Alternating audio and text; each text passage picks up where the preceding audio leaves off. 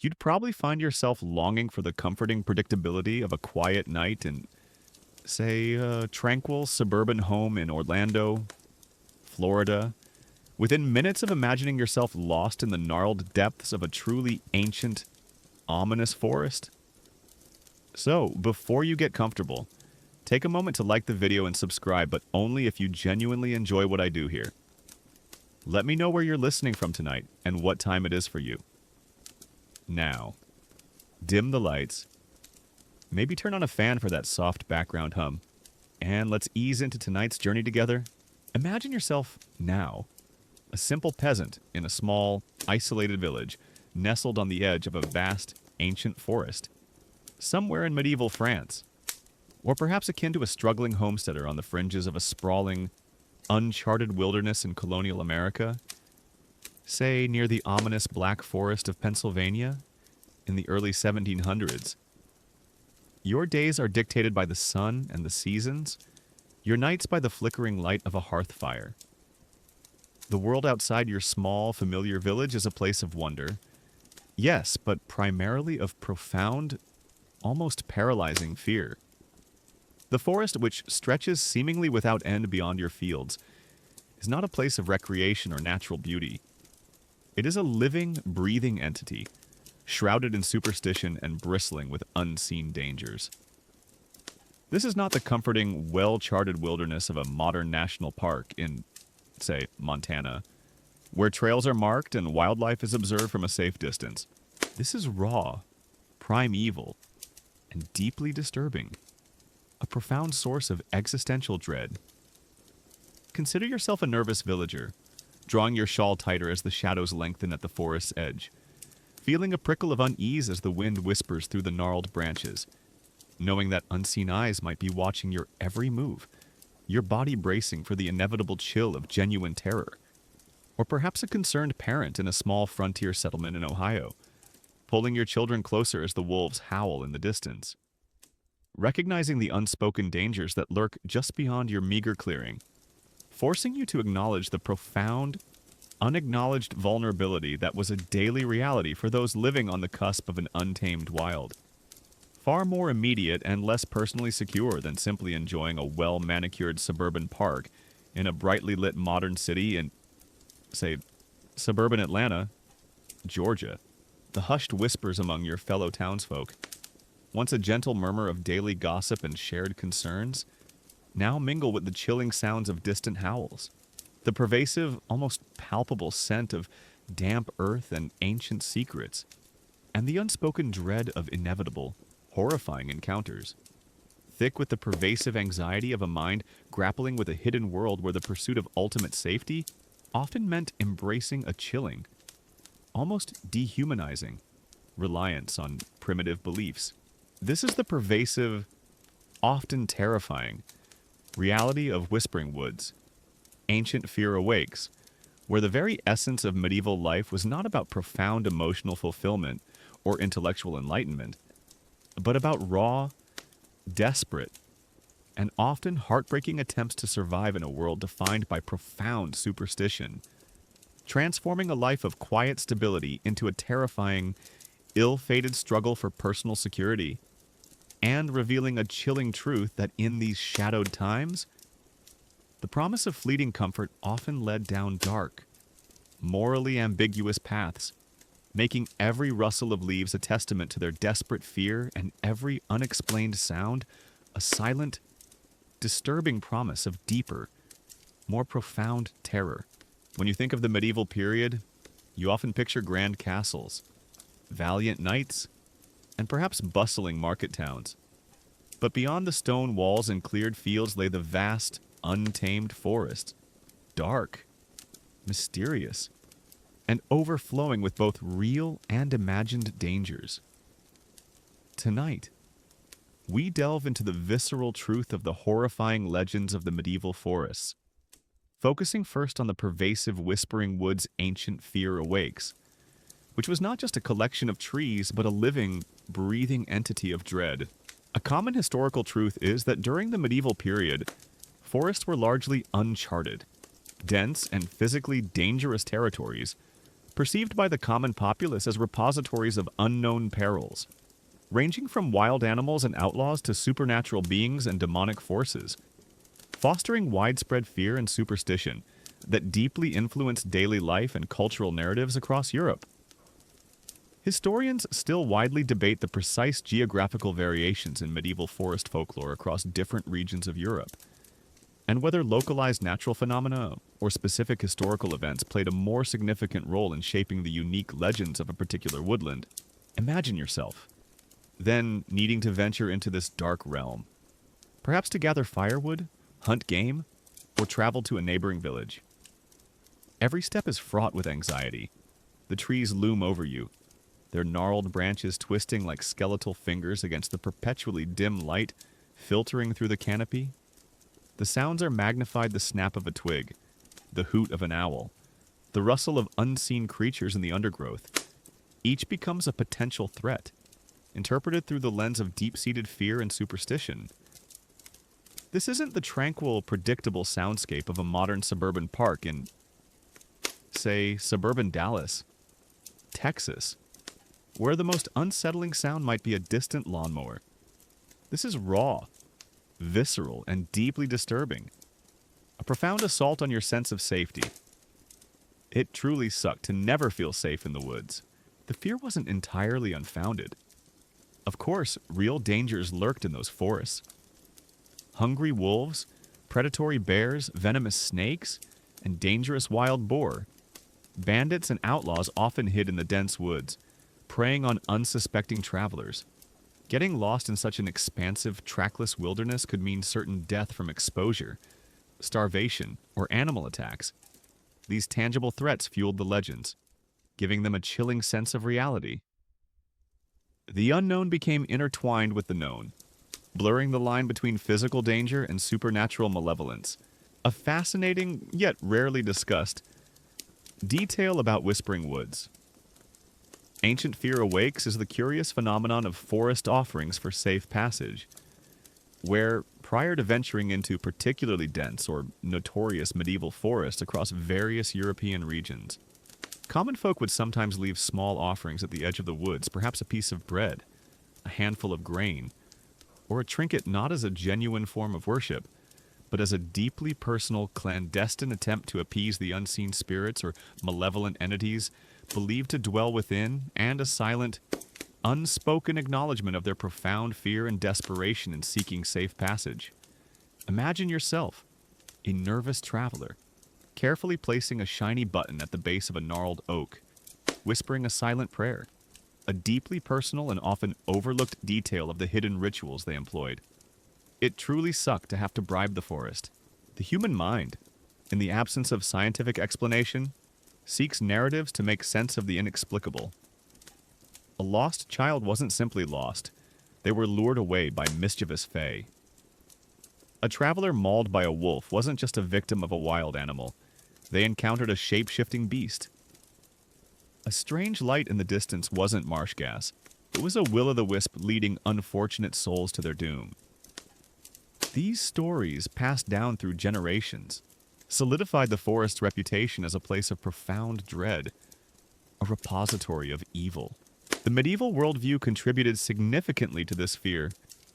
A deeply religious society, it also believed in a tangible spiritual realm where good and evil forces were constantly at play. The forest, being wild and untamed, was often associated with the unholy, the chaotic, and the demonic. It was a place where the devil might tempt, where witches might convene, and where ancient pagan gods might still hold sway. This perceived spiritual danger was far more immediate and less personally secure than simply managing abstract fears of the unknown with modern psychological coping mechanisms in a modern, brightly lit, and scientifically informed society. Historians still widely debate the precise origins of specific cursed or haunted forests in medieval European folklore, and whether certain natural geological formations or historical events such as battles or plagues were frequently incorporated into local legends to explain inexplicable phenomena or reinforce existing superstitions. The architecture of medieval society itself reinforced this fear. Villages and towns were often built with protective walls, symbolically and physically separating the civilized world from the wild. The forest was the antithesis of order, a place where control was lost and human laws held no sway. It was the realm of the monstrous, the fantastic, and the genuinely terrifying. As you consider the Whispering Woods' ancient fear awakes, you begin to understand that for medieval people, the forest was not just a part of their landscape, it was a dominant, often malevolent, character in the story of their lives. It represented the ultimate unknown, a place where their deepest fears could manifest, and where the boundaries between reality and nightmare blurred. This inherent, all-consuming dread meant that every trip into the woods was an act of profound courage, every return a sigh of relief, and every strange sound a chilling reminder of the horrifying legends that truly sucked the peace from their lives. Let's gently return from the pervasive, almost palpable fear of Whispering Woods. Ancient fear awakes, where you, a modern person, grimaced at the thought of every rustle and shadow becoming a source of existential dread. If Chapter 1 set the grim stage for their torment, tonight we'll plunge deeper into one of the most terrifying figures that haunted those dark forests, the werewolf. We're going to explore the stark, often horrifying, reality of lycanthropic howls. The werewolf's curse, contemplating how these individuals, already battling fear and superstition, face the chilling prospect of a human transforming into a ravenous beast, transforming a natural phenomenon into a blood-soaked ordeal of human suffering, and revealing a chilling truth that, in these shadowed times, the pursuit of basic safety often meant embracing a chilling, almost dehumanizing, reliance on primitive beliefs, making every full moon a testament to their desperate fear and every distant howl a silent, disturbing promise of deeper, more profound terror. Imagine yourself now, a terrified villager in 14th century Germany, perhaps akin to a lonely trapper in the unforgiving wilderness of colonial New England, say near the dense, foreboding forests of Maine in the late 1600s. The sun has dipped below the horizon, painting the sky in hues of deep violet and bruised purple. A chill wind sweeps through your isolated cabin, carrying with it the scent of pine and something else, something primal, something wrong. You hear it first, faint and distant, a long, drawn-out howl that sends a shiver down your spine. It's not the familiar cry of a common wolf, a sound of the wild, albeit dangerous. No, this howl is deeper, more guttural, imbued with a chillingly human quality that speaks of unimaginable torment and monstrous hunger. This is not the comforting sound of a domestic pet whimpering in a warm, suburban home in, say, suburban Portland, Oregon. This is raw, visceral, and deeply disturbing, a profound threat to your very soul. Consider yourself a nervous villager, peering through a crack in your wooden shutters, feeling a prickle of cold sweat as the unearthly howl echoes through the valley, knowing that someone you knew, someone human, might be out there, transformed, your body bracing for the inevitable violence of a beast with a human mind. Or perhaps a desperate hunter, huddled by a dwindling fire in the remote wilds of the Allegheny Mountains in Pennsylvania, hearing the chilling chorus of howls drawing closer, recognizing the detached efficiency with which fear spreads through the isolated communities, forcing you to acknowledge the profound, unacknowledged savagery that was a daily reality for those living on the cusp of an untamed wild. Far more immediate and less personally secure than simply watching a horror movie on a safe, comfortable sofa in a brightly lit modern apartment in, say, suburban Seattle. Washington, the hushed whispers among your fellow townsfolk, once a gentle murmur of shared fears, now mingle with the chilling sounds of distant howls, the pervasive, almost palpable scent of damp earth and primal terror, and the unspoken dread of inevitable, horrifying encounters.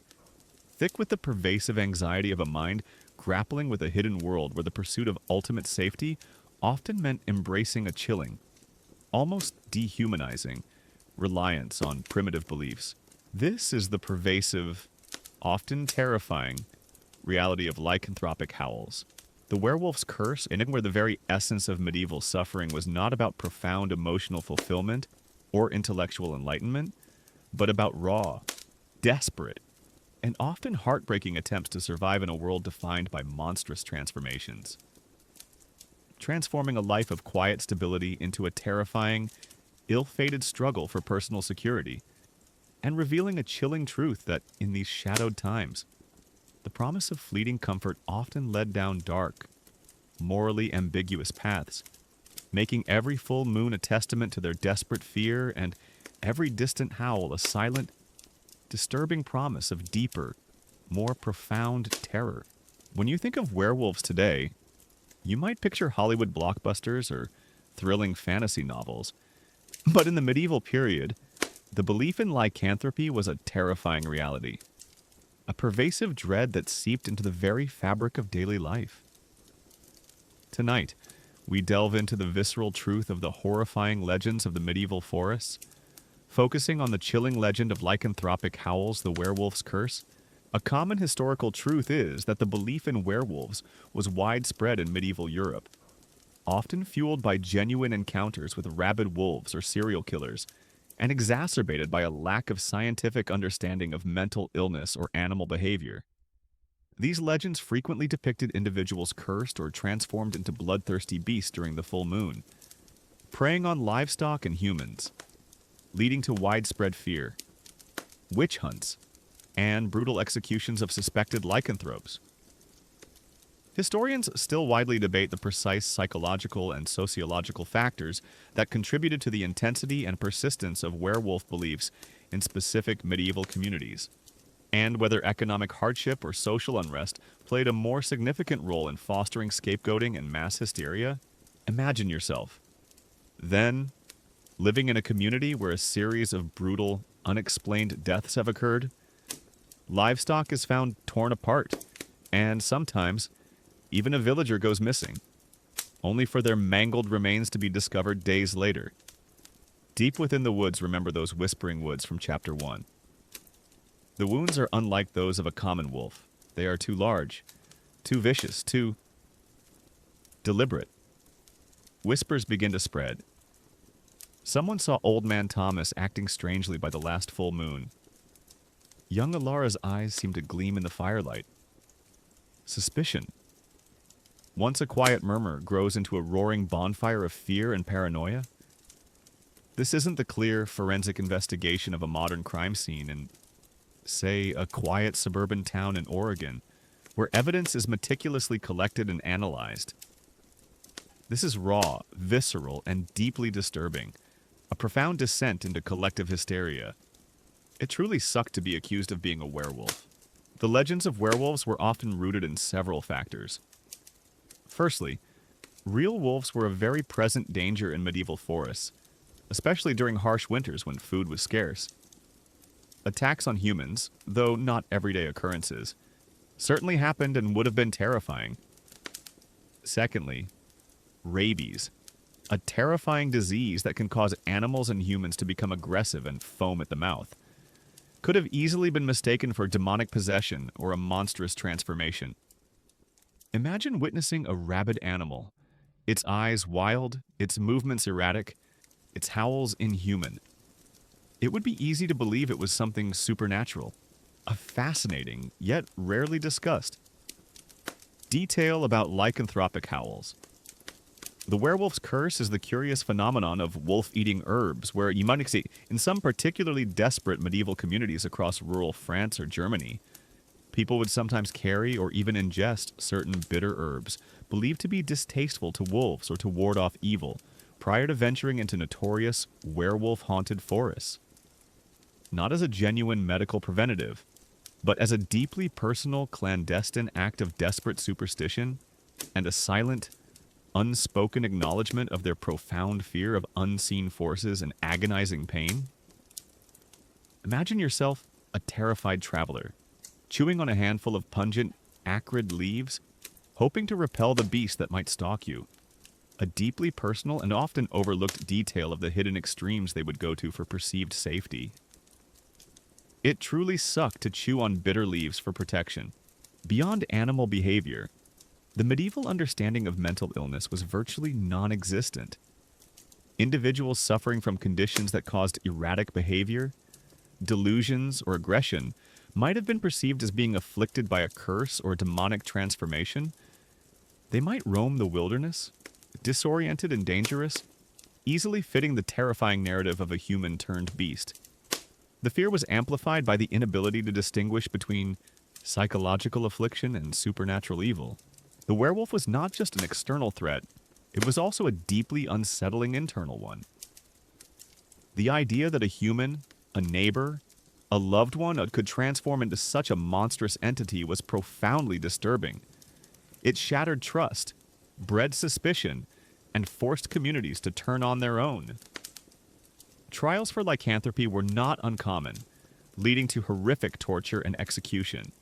Those accused were often subjected to brutal methods, forced to confess their supposed transformations, and then burned at the stake or hung. This profound suspicion and persecution were far more immediate and less personally secure than simply managing abstract fears of social alienation with modern psychological counseling in a modern, brightly lit and scientifically informed society. Historians still widely debate the precise role of medieval religious authorities in shaping and propagating werewolf beliefs, and whether the Church's condemnation of pagan practices inadvertently contributed to the demonization of natural phenomena and the persecution of individuals accused of lycanthropy. The legends also served as a cautionary tale, warning people away from the dangers of the deep forest and reinforcing societal norms. Those who ventured too far, who strayed from the path, or who harbored dark thoughts, might be susceptible to the curse. It was a terrifying reminder of the thin veil between civilization and the wild, between humanity and savagery. As you consider lycanthropic howls, the werewolf's curse, and you begin to understand that for medieval people, the werewolf was more than just a scary story. It was a tangible manifestation of their deepest fears, the unpredictable savagery of the wild, the terrifying mystery of disease, and the chilling possibility that evil could reside within the human heart itself. Their desperate attempts to protect themselves, however futile, speak volumes about the pervasive dread that truly sucked the peace from their lives. The howls echoing through the moonlit forest were not just the calls of predatory animals. They were the terrifying symphony of a world steeped in superstition and fear, a constant reminder of the monstrous shadows that haunted their every waking moment, forcing them into a desperate, silent battle against an unseen, yet deeply felt, menace. Let's gently return from the chilling reality of lycanthropic howls. The werewolf's curse. Where you, a modern person, grimaced at the thought of human minds twisted into bestial savagery. If Chapter 2 explored the terrifying transformation of man into beast, tonight we'll delve into the more ethereal, yet equally treacherous, inhabitants of those medieval woodlands, the forest fae, treacherous nature spirits. We're going to explore the stark, often alluring, yet profoundly dangerous reality of these elusive beings, contemplating how individuals, already battling fear and superstition, faced entities that could offer seemingly benevolent aid or lure them to their doom with equal capriciousness. Transforming moments of fleeting wonder into terrifying encounters with unpredictable otherworldly powers, and revealing a chilling truth that in these shadowed times, the pursuit of basic well-being often meant embracing a chilling, almost dehumanizing, reliance on appeasement and careful navigation of unseen, morally ambiguous realms, making every rustle of leaves a testament to their profound caution and every unexpected light a silent, disturbing promise of deeper, more profound peril. Imagine yourself, now, a curious traveler, perhaps akin to a young pioneer girl in the dense, enchanted-looking forests of Appalachia, say near the Great Smoky Mountains of Tennessee in the early 1800s. You've successfully avoided the ravenous jaws of any lurking werewolves. A relief after Chapter 2, and the fear of the dark. Whispering Woods from Chapter 1 still prickles at the back of your neck. You venture deeper, perhaps following a faint, barely discernible deer trail, seeking a lost sheep or a rare medicinal herb. The air grows strangely still. The sunlight filters through the canopy in dappled patterns, creating an ethereal glow. You notice things. Flowers of impossible colors, trees that twist into bizarre, almost sentient shapes, and perhaps a faint, melodic singing carried on the breeze. Strangely alluring, almost hypnotic. This is not the familiar, predictable beauty of a well-maintained state park in, say, suburban Austin, Texas. This is raw, otherworldly, and deeply disturbing. A profound invitation into a world beyond human understanding, yet fraught with hidden dangers. Consider yourself a bewildered wanderer, feeling an inexplicable pull deeper into the verdant depths. Hearing laughter that seems to come from nowhere, knowing that what appears beautiful might be a trap, your body bracing for the inevitable deception of charming, yet malevolent spirits, or perhaps a nervous parent in a small, isolated logging camp in the Pacific Northwest. Warning your children about the little folk who steal away curious souls, recognizing the detached efficiency with which folklore instills fear and caution, forcing you to acknowledge the profound, unacknowledged vulnerability that was a daily reality for those living on the cusp of an untamed wild. Far more immediate and less personally secure than simply enjoying a whimsical fairy tale in the comforting safety of a brightly lit modern library in, say, suburban Denver, Colorado, the hushed whispers among your fellow townsfolk, once a gentle murmur of shared fears, now mingle with the chilling sounds of unseen music, the pervasive, almost palpable scent of strange blooms and profound enchantment, and the unspoken dread of inevitable, horrifying ensnarement, thick with the pervasive anxiety of a mind grappling with a hidden world where the pursuit of ultimate curiosity often meant embracing a chilling, almost dehumanizing, reliance on appeasement and profound caution. This is the pervasive, often terrifying reality of forest fae treacherous nature spirits, where the very essence of medieval life was not about profound emotional fulfillment or mundane routines, but about raw, desperate, and often heartbreaking attempts to navigate a world defined by unpredictable, otherworldly forces, transforming moments of fleeting wonder into a terrifying, ill-fated struggle for personal security, and revealing a chilling truth that in these shadowed times, the promise of enchantment often led down dark, morally ambiguous paths, making every beautiful sight a testament to their profound caution, and every alluring sound a silent, disturbing promise of deeper, more profound peril. When you think of fairies today, you might picture Tinkerbell or whimsical sprites. But in the medieval mind, the fae, or nature spirits of the forest, were far from benign. They were powerful, capricious, and often dangerous entities, capable of great beauty and even greater cruelty. Tonight, we delve into the visceral truth of the horrifying legends of the medieval forests, focusing on the chilling allure and perilous nature of the forest fae treacherous nature spirits. A common historical truth is that in medieval European folklore, various types of fae or nature spirits, such as elves, sprites, goblins, and banshees, were widely believed to inhabit forests, rivers, and mountains. These beings were often depicted as possessing supernatural powers, capricious natures, and ambiguous morality, capable of both bestowing blessings and inflicting curses, leading to widespread rituals of appeasement and strict adherence to taboos when interacting with natural environments. Historians still widely debate the precise geographical variations in the characteristics and perceived dangers of forest fae across different regions of medieval Europe, and whether localized pagan traditions or specific Christian interpretations played a more significant role in shaping the unique attributes of these mythical beings. Imagine yourself, then, wandering deeper into the Whispering Woods from Chapter 1. Perhaps feeling a strange sense of disorientation. The trees seem to close in around you, and the path you were following has vanished, replaced by an endless labyrinth of roots and moss. You might hear the faint sound of music, tantalizingly beautiful, drawing you further into the glade. This is the work of the Fae. They don't always attack directly. Sometimes their methods are far more insidious. They lure you, confuse you, and lead you astray.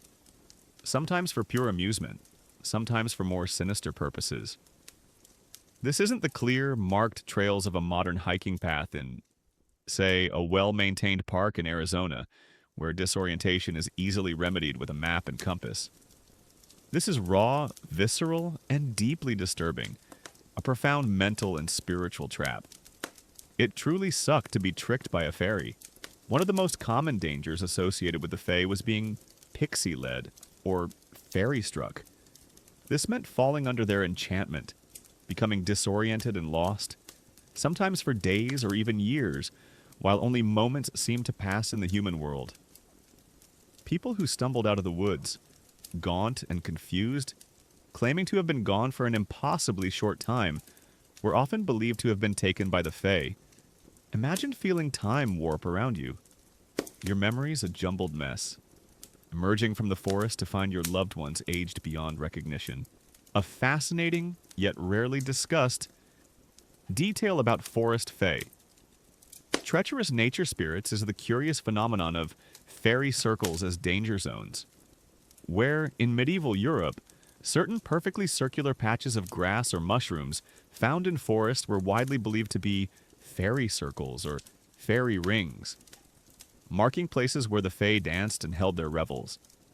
It was considered extremely dangerous to step inside such a circle, as it was believed to either trap a human there forever, force them to dance until exhaustion or madness, or transport them into the fairy realm. Not as a genuine geological phenomenon, but as a deeply personal, clandestine boundary that marked a profound risk and a silent, unspoken acknowledgement of the Fae's territorial power. Imagine yourself, a cautious villager, veering widely around a perfect circle of dark green grass, feeling a shiver of fear as you passed it, a deeply personal and often overlooked detail of the hidden dangers they diligently avoided. It truly sucked to accidentally step into a fairy circle. The motives of the Fae were rarely benevolent, even when their actions seemed helpful. They were capricious, driven by their own alien logic, and often found human suffering amusing. They might offer a traveler a magical gift, only for it to turn into ashes upon leaving the forest, or for the gift to come with a terrible, hidden curse. They might lead a lost child to safety, only to demand an impossible price later. Their favors were almost always transactional, and the cost was often far greater than the perceived benefit. Fear of the Fae also led to various superstitions and rituals aimed at appeasing or warding them off. People would leave small offerings of milk or honey on their doorsteps before venturing into the woods. They might turn their clothes inside out or carry cold iron, which was believed to repel the Fae, or wear specific charms. The ringing of church bells was also thought to drive them away, reinforcing the idea of the Fae as unholy or pagan entities. This profound reliance on ritual and superstition was far more immediate and less personally secure than simply managing abstract fears of the unknown with modern psychological coping mechanisms in a modern, brightly lit and scientifically informed society. Historians still widely debate the precise origins of the cold iron superstition as a ward against the Fae in medieval European folklore, and whether this belief was more prevalent in regions with active metalworking industries or culturally tied to early Christian symbolic interpretations of earthly materials. The Fae, unlike the more overtly monstrous creatures like werewolves, represented a more subtle, yet equally profound, threat. They were the insidious whispers, the beautiful illusions, the unseen hands that could lead you astray. They played on human curiosity, human greed, and human vulnerability, often without malice, but with a chilling indifference to the consequences. A human life was simply a plaything to them, a brief diversion in their endless, timeless existence. As you consider the forest Fae, treacherous nature spirits, you begin to understand that for medieval people, the beautiful, enchanted aspects of the forest often hid its most profound dangers. The rustle of leaves, the glint of sunlight on water, the melodic sound of unseen pipes, all could be a siren call to madness, loss, and an eternity spent wandering in a realm that was beautiful. Yes, but utterly alien and devoid of human compassion? The chilling capriciousness of the Fae, coupled with their immense power, meant that every venture into their domain was a gamble, a chilling testament to the unpredictable terror that truly sucked the peace from their lives. The whispers in the leaves were not just the wind, they were the seductive, dangerous invitations of beings who saw humanity as mere curiosities, transforming a momentary lapse of judgment into a lifetime of torment, and revealing a chilling truth that in these shadowed times, the pursuit of beauty often led down dark, morally ambiguous paths, making every alluring sight a testament to their profound caution, and every mysterious sound a silent, disturbing promise of deeper, more profound peril. Let's gently return from the subtle, yet profoundly dangerous, allure of forest fae, treacherous nature spirits, where you, a modern person, grimaced at the thought of whimsical beauty hiding sinister intentions. If Chapter 3 explored the ethereal tricksters of the woods, tonight we'll delve into something far more tangible, yet equally terrifying: the ogre's lair, brutish giants and their prey.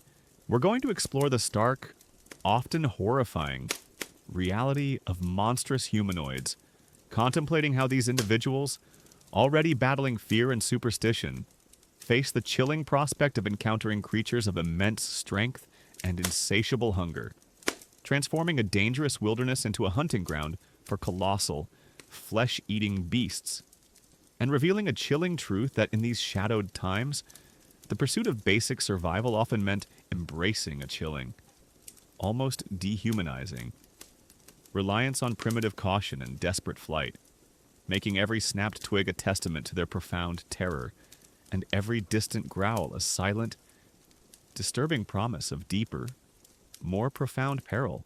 Imagine yourself now, a lone woodsman, perhaps akin to a grizzled frontiersman in the untouched wilds of colonial Massachusetts. Say, near the ominous rocky outcrops of the Berkshires in the early 1700s. You've braved the whispering shadows from Chapter 1, avoided the lycanthropic howls from Chapter 2, and even resisted the deceptive allure of the Fae from Chapter 3. You're deep in the forest, perhaps tracking game or searching for a valuable timber stand. The air grows heavy, the usual sounds of the forest muted, replaced by an unsettling stillness. You stumble upon a clearing, not a peaceful meadow, but a gruesome scene: shattered bones, tattered clothing, and a lingering foul stench that turns your stomach. Ahead, a crude shelter, perhaps a cave mouth or a giant, hovel-like structure made of rough-hewn logs, looms ominously. A guttural rumble, impossibly deep, echoes from within. This is not the familiar, predictable den of a bear in a modern wildlife preserve in, say, Montana. This is raw, primeval, and deeply disturbing, a profound violation of the natural order. Consider yourself a terrified woodsman, pressing yourself against a thick tree trunk, feeling your heart pound against your ribs as you glimpse a hulking, grotesque figure lumbering near the cave entrance. Knowing that immense, unthinking brutality lurks within, your body bracing for the inevitable hunt, or perhaps a nervous villager in a small, isolated settlement in rural Pennsylvania. Hearing tales of travelers disappearing near a particular stretch of the woods, recognizing the detached efficiency with which fear spreads through the isolated communities, forcing you to acknowledge the profound, unacknowledged savagery that was a daily reality for those living on the cusp of an untamed wild. Far more immediate and less personally secure than simply watching a fantasy film about giants on a safe, comfortable sofa in a brightly lit modern apartment in, say, suburban Seattle? Washington? The hushed whispers among your fellow townsfolk, once a gentle murmur of shared fears, now mingle with the chilling sounds of distant growls. The pervasive, almost palpable scent of decay and primal terror, and the unspoken dread of inevitable, horrifying encounters. Thick with the pervasive anxiety of a mind grappling with a hidden world where the pursuit of ultimate survival often meant embracing a chilling, almost dehumanizing, reliance on primitive caution and profound terror. This is the pervasive, often terrifying reality of Ogre's Lair brutish giants and their prey, where the very essence of medieval suffering was not about profound emotional fulfillment or intellectual enlightenment, but about raw, desperate, and often heartbreaking attempts to survive in a world defined by monstrous predators, transforming a life of quiet stability into a terrifying, ill-fated struggle for personal security, and revealing a chilling truth that, in these shadowed times, the promise of fleeting comfort often led down dark, morally ambiguous paths, making every snapped twig a testament to their desperate fear, and every distant growl a silent, disturbing promise of deeper, more profound terror. When you think of fairy tales, giants and ogres often make an appearance, usually as simple villains for a heroic prince to defeat. But in the medieval mind, these monstrous humanoids were terrifyingly real, embodiments of wild, untamed brutality and insatiable hunger. Tonight, we delve into the visceral truth of the horrifying legends of the medieval forests, focusing on the chilling legend of the Ogre's Lair, brutish giants and their prey. A common historical truth is that medieval folklore across Europe was replete with legends of monstrous giants, ogres, and other brutish humanoids inhabiting remote forests and mountains, often depicted as crude, cannibalistic beings with immense strength and limited intelligence, serving as personifications of the dangers of the wilderness and unknown threats beyond settled lands, and contributing to a pervasive fear of venturing too far from civilization. Historians still widely debate the precise origins of specific giant or ogre legends in different regions of medieval Europe, and whether exaggerated tales of abnormally large individuals, ancient megalithic structures, or the discovery of large prehistoric animal bones influenced the development and widespread belief in these monstrous figures. Imagine yourself, then, having heard the whispers from terrified travelers who barely escaped with their lives. They speak of creatures of immense size, far larger than any man, with crude, brutish features, often described as having green or gray skin, matted hair, and tusks or fangs. Their strength is legendary. They can uproot trees, smash rocks, and crush a man with a single blow. Their intelligence is limited, driven primarily by hunger and a primal viciousness. They are not subtle hunters like the werewolf, as you recall from Chapter 2, nor are they deceptive like the Fae from Chapter 3. Ogres are blunt instruments of terror, relying on brute force and sheer size. This isn't the cunning intelligence of a fictional movie monster that meticulously plans its attacks in a modern horror film in, say, suburban Los Angeles, California. This is raw, visceral, and deeply disturbing. A profound confrontation with overwhelming, mindless power. It truly sucked to face something so overwhelmingly strong. These ogres, according to legend, made their lairs in the deepest, darkest parts of the forest. Those whispering woods from Chapter 1, often in caves, rocky crevices, or crude, hidden dugouts. Their homes were grim places, littered with the bones of their prey, deer, wild boar, and most chillingly, humans. Travelers who ventured off the main roads, or unlucky villagers foraging too deep in the woods, risked becoming their next meal. Imagine stumbling into such a lair. The stench of decay overwhelming. The sight of scattered remains chilling you to the bone. A fascinating, yet rarely discussed detail about Ogre's Lair. Brutish giants and their prey is the curious phenomenon of ogre-proof charms fashioned from iron, where, in some particularly fearful medieval communities across parts of Scandinavia or Germanic lands, people would sometimes fashion crude iron amulets or carry small iron tools when venturing into known ogre-haunted forests, believing that the cold iron would either repel the brutish giants due to some unknown weakness, or perhaps provide a symbolic protection through its association with human craftsmanship and civilization, against the wild savagery of the ogre. Not as a genuine magical shield, but as a deeply personal and clandestine act of desperate superstition and a silent, unspoken acknowledgement of their profound fear of overwhelming physical force. Imagine yourself, a nervous farmer, clutching a small, rusted iron nail in your pocket as you ventured into the shadowed woods, hoping it would somehow keep you safe. A deeply personal and often overlooked detail of the hidden rituals they clung to. It truly sucked to rely on a rusty nail for protection. The terror of the ogre was amplified by their perceived cannibalism. Unlike simple predators who hunted for sustenance, ogres were often depicted as having a taste for human flesh, a horrifying detail that pushed them beyond the realm of mere beast into something truly monstrous. Tales would describe them boiling human victims in giant cauldrons, or roasting them over open fires. This gruesome aspect of their legends cemented their place as one of the most feared creatures of the medieval forest. The stories of ogres served a dual purpose. On one hand, they were cautionary tales, warning people about the dangers of venturing too deep into the wilderness. They reinforced the idea that civilization was a fragile shield against the savagery of the wild. On the other hand, they also provided a convenient explanation for missing persons or brutal, unexplained deaths.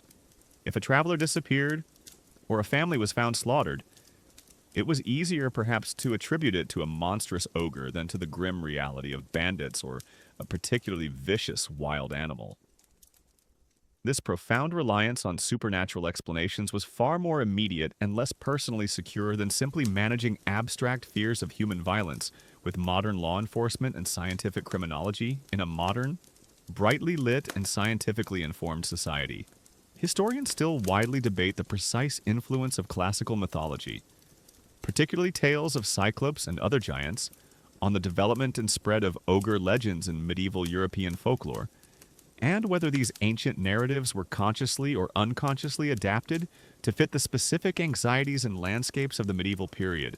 The physical description of ogres varied, but they consistently retained a sense of grotesque deformity and immense power. Some were depicted with a single eye, others with multiple heads, or with skin covered in warts and boils. Their appearance alone was enough to strike terror into the heart of any unfortunate traveler who encountered them. They were the embodiment of ugliness and malevolence, a stark contrast to the often beautiful, yet treacherous fae. As you consider the ogre's lair brutish giants and their prey, you begin to understand that for medieval people, these monstrous humanoids were a vivid and terrifying representation of the raw, untamed power of the wilderness, and the ultimate threat to human life and safety. Their sheer size, their brutal methods, and their insatiable hunger for human flesh meant that encountering an ogre was a death sentence, a chilling testament to the overwhelming terror that truly sucked the peace from their lives. The growls echoing from their lairs were not just the sounds of a predatory beast, they were the terrifying symphony of a world steeped in primal fear and profound helplessness, a constant reminder of the monstrous shadows that haunted their every waking moment, forcing them into a desperate, silent battle against an unseen, yet deeply felt, menace. Let's gently return from the terrifying reality of Ogre's Lair, brutish giants and their prey. Were you, a modern person, grimaced at the thought of immense, mindless brutality lurking in the shadows? If Chapter 4 explored the monstrous humanoids of the woods, tonight we'll delve into a different kind of terrifying presence, the Phantom Huntsman. The Wild Chase. We're going to explore the stark, often eerie, reality of spectral riders and their hounds, contemplating how these individuals, already battling fear and superstition, face the chilling prospect of encountering an otherworldly pursuit, transforming a dark, dangerous wilderness into a terrifying stage for an unending, ghostly hunt, and revealing a chilling truth that in these shadowed times, the pursuit of basic survival often meant embracing a chilling, almost dehumanizing, reliance on primitive caution and desperate flight, making every rustle of leaves a testament to their profound terror and every distant horn blast a silent, disturbing promise of deeper, more profound peril. Imagine yourself, now, a weary traveler, perhaps akin to a solitary prospector making his way through the desolate wilderness of the Rocky Mountains in 1880s Colorado.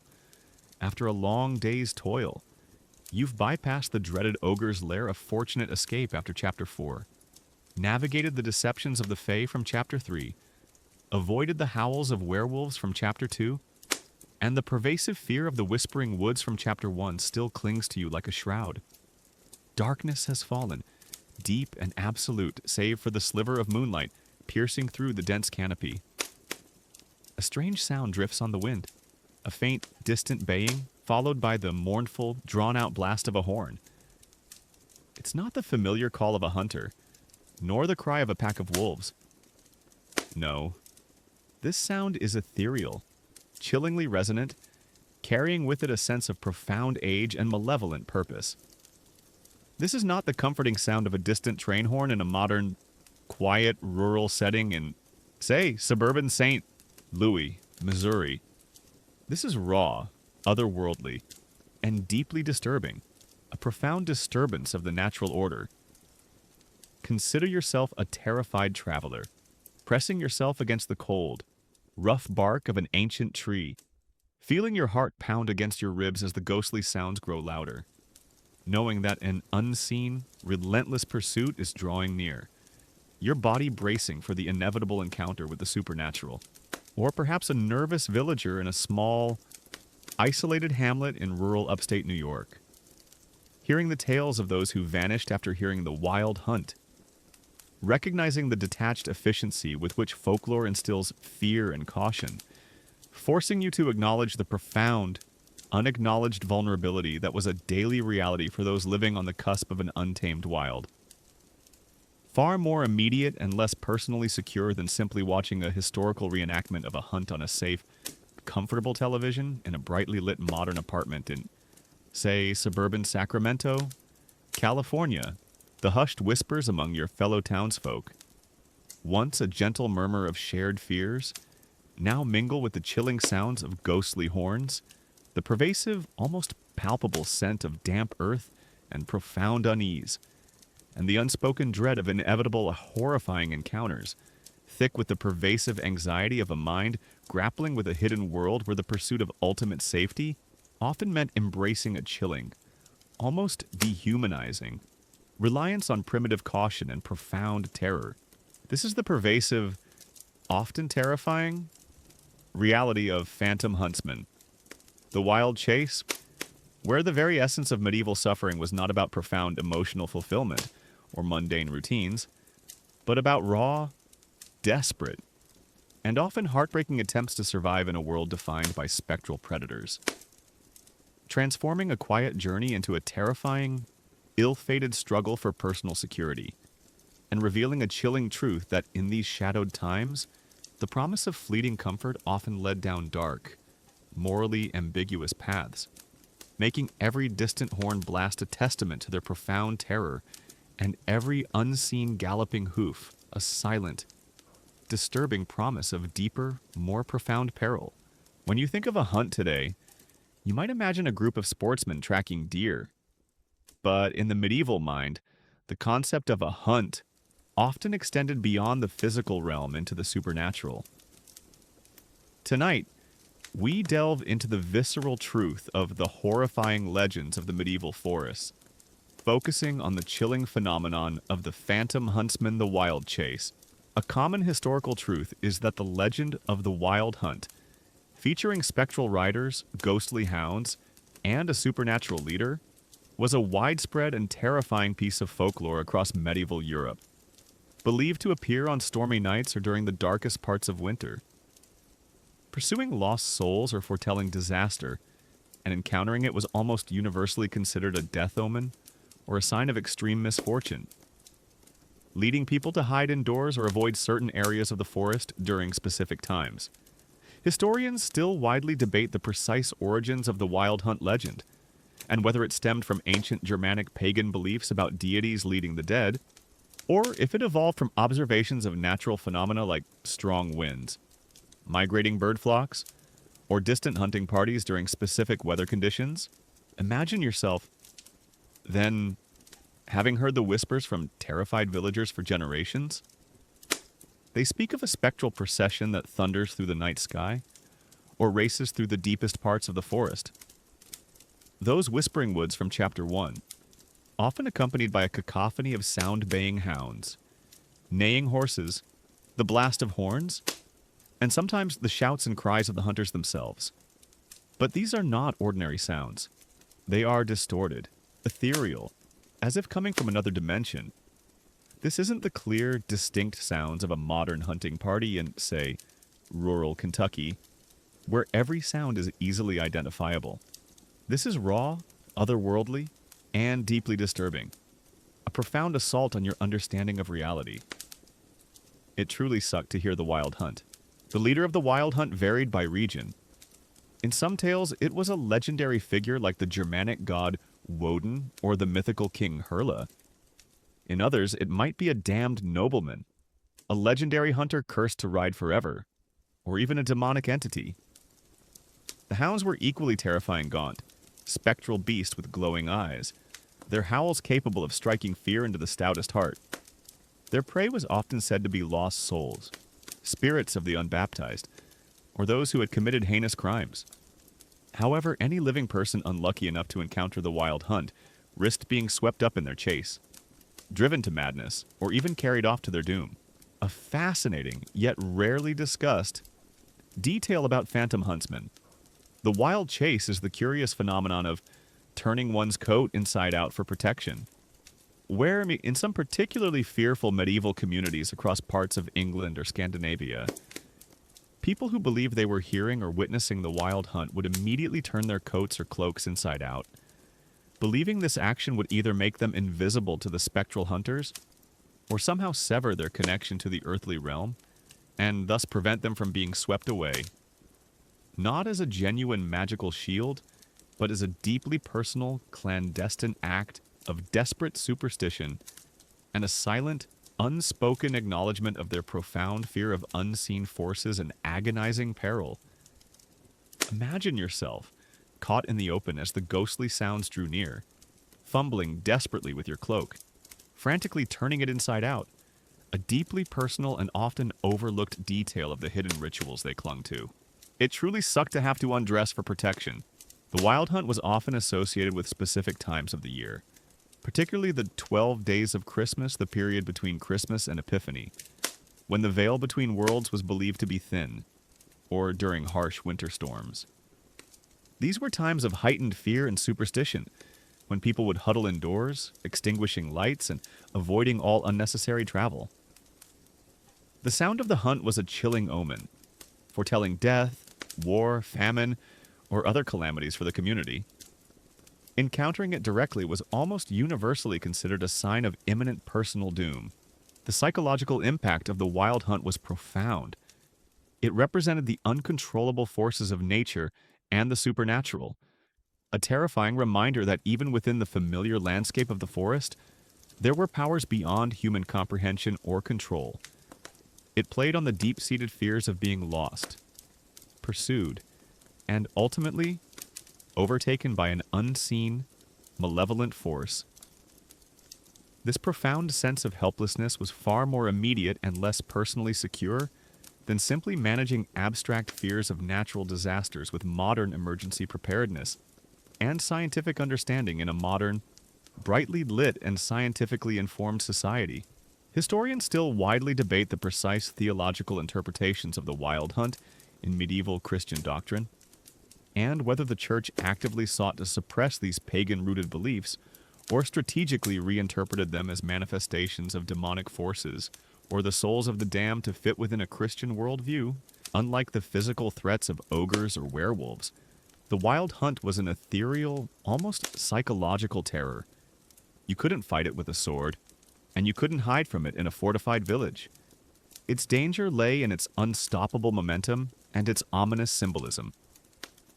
It was a reminder that even in the stillness of the night, unseen forces were at play, forever chasing, forever pursuing, and forever threatening the fragile peace of the human world. As you consider the phantom huntsman, the wild chase, you begin to understand that for medieval people, the forest was not just a place of earthly dangers, but a terrifying stage for spectral dramas that could spell utter ruin. The distant baying of hounds, the chilling blast of a horn, the thundering of invisible hooves, all were terrifying harbingers of doom. A chilling testament to the unpredictable terror that truly sucked the peace from their lives. The sounds echoing through the night were not just the calls of the wild. They were the terrifying symphony of a world steeped in superstition and fear, a constant reminder of the unseen shadows that haunted their every waking moment, forcing them into a desperate, silent battle against an unseen, yet deeply felt menace. Let's gently return from the chilling reality of Phantom Huntsman: The Wild Chase, where you, a modern person, grimaced at the thought of spectral pursuits and ominous omens. If Chapter 5 explored the eerie, unstoppable forces of the wild hunt, tonight we'll delve into something equally, if not more. Insidious, the witches brew dark magic in the glades.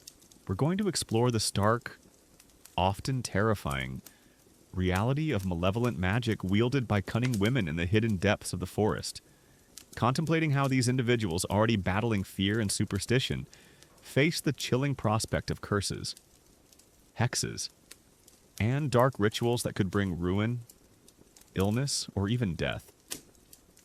Transforming a natural sanctuary into a locus of sinister power, and revealing a chilling truth that in these shadowed times, the pursuit of basic well-being often meant embracing a chilling, almost dehumanizing, reliance on primitive caution and desperate flight, making every strange symbol a testament to their profound terror, and every unexplained illness a silent, disturbing promise of deeper, more profound peril.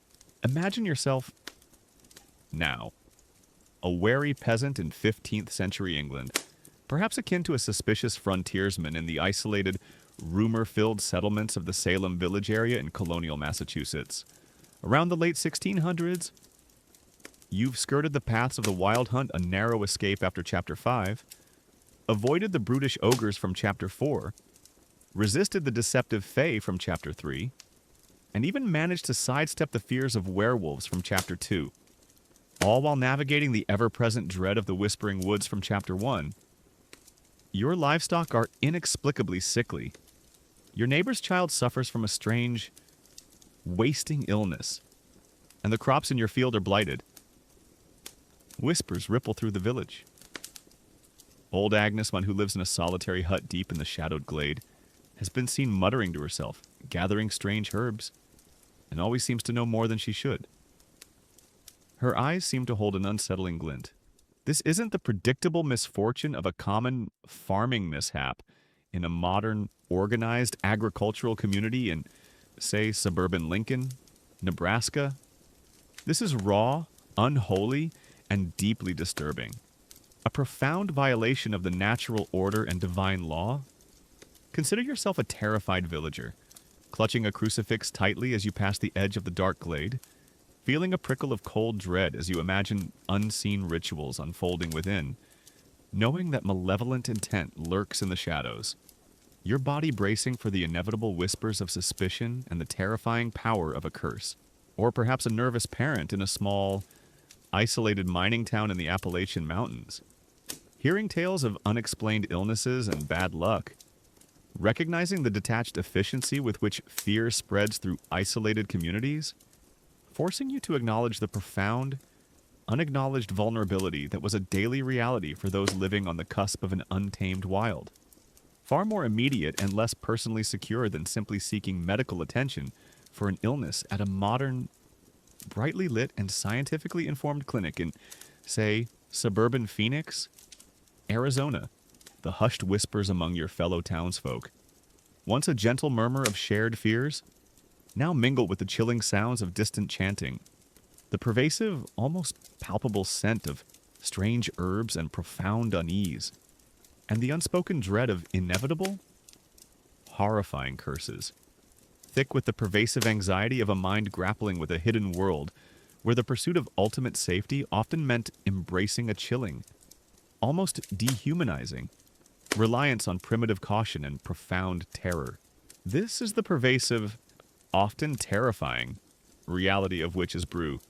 Dark magic in the glades, where the very essence of medieval suffering was not about profound emotional fulfillment or mundane routines, but about raw, desperate, and often heartbreaking attempts to survive in a world defined by malicious sorcery, transforming a quiet life into a terrifying, ill-fated struggle for personal security, and revealing a chilling truth that in these shadowed times, the promise of fleeting comfort often led down dark, morally ambiguous paths, making every strange symbol a testament to their profound terror, and every unexplained illness a silent, disturbing promise of deeper, more profound peril.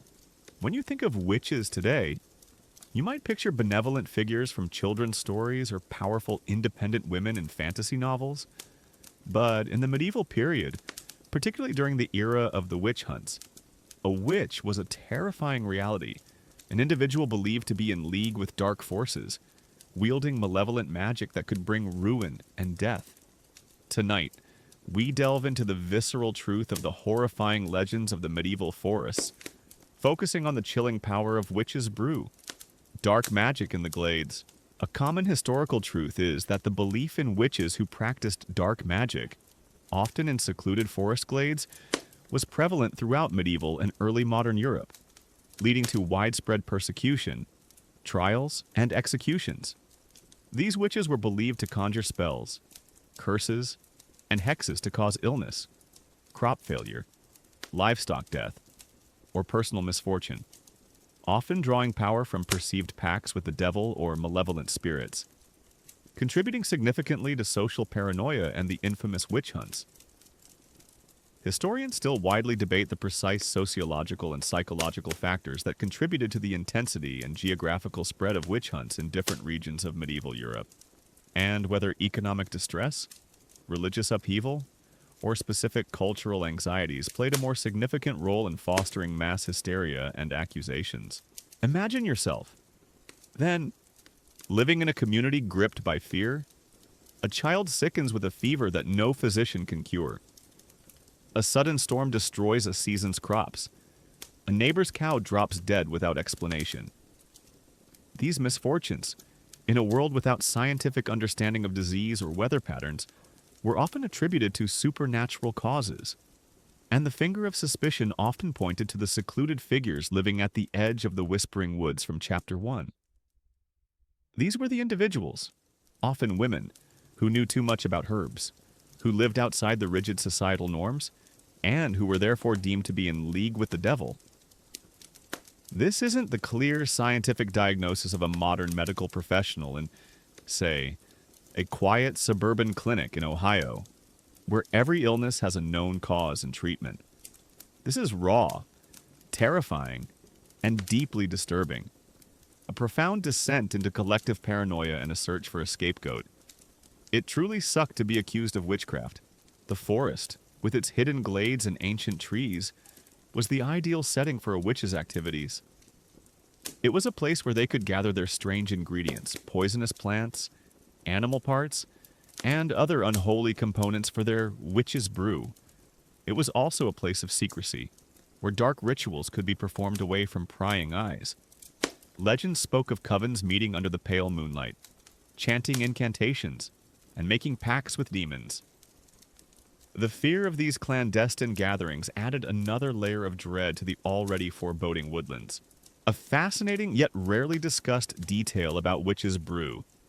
Dark magic in the glades is the curious phenomenon of protective witch bottles buried under hearths, where, in some particularly fearful medieval communities across parts of England or Germanic lands, people would sometimes create witch bottles by filling small glass or ceramic containers with nails, pins, urine, and even strands of hair, which were then sealed and buried beneath the hearth or at the threshold of a home.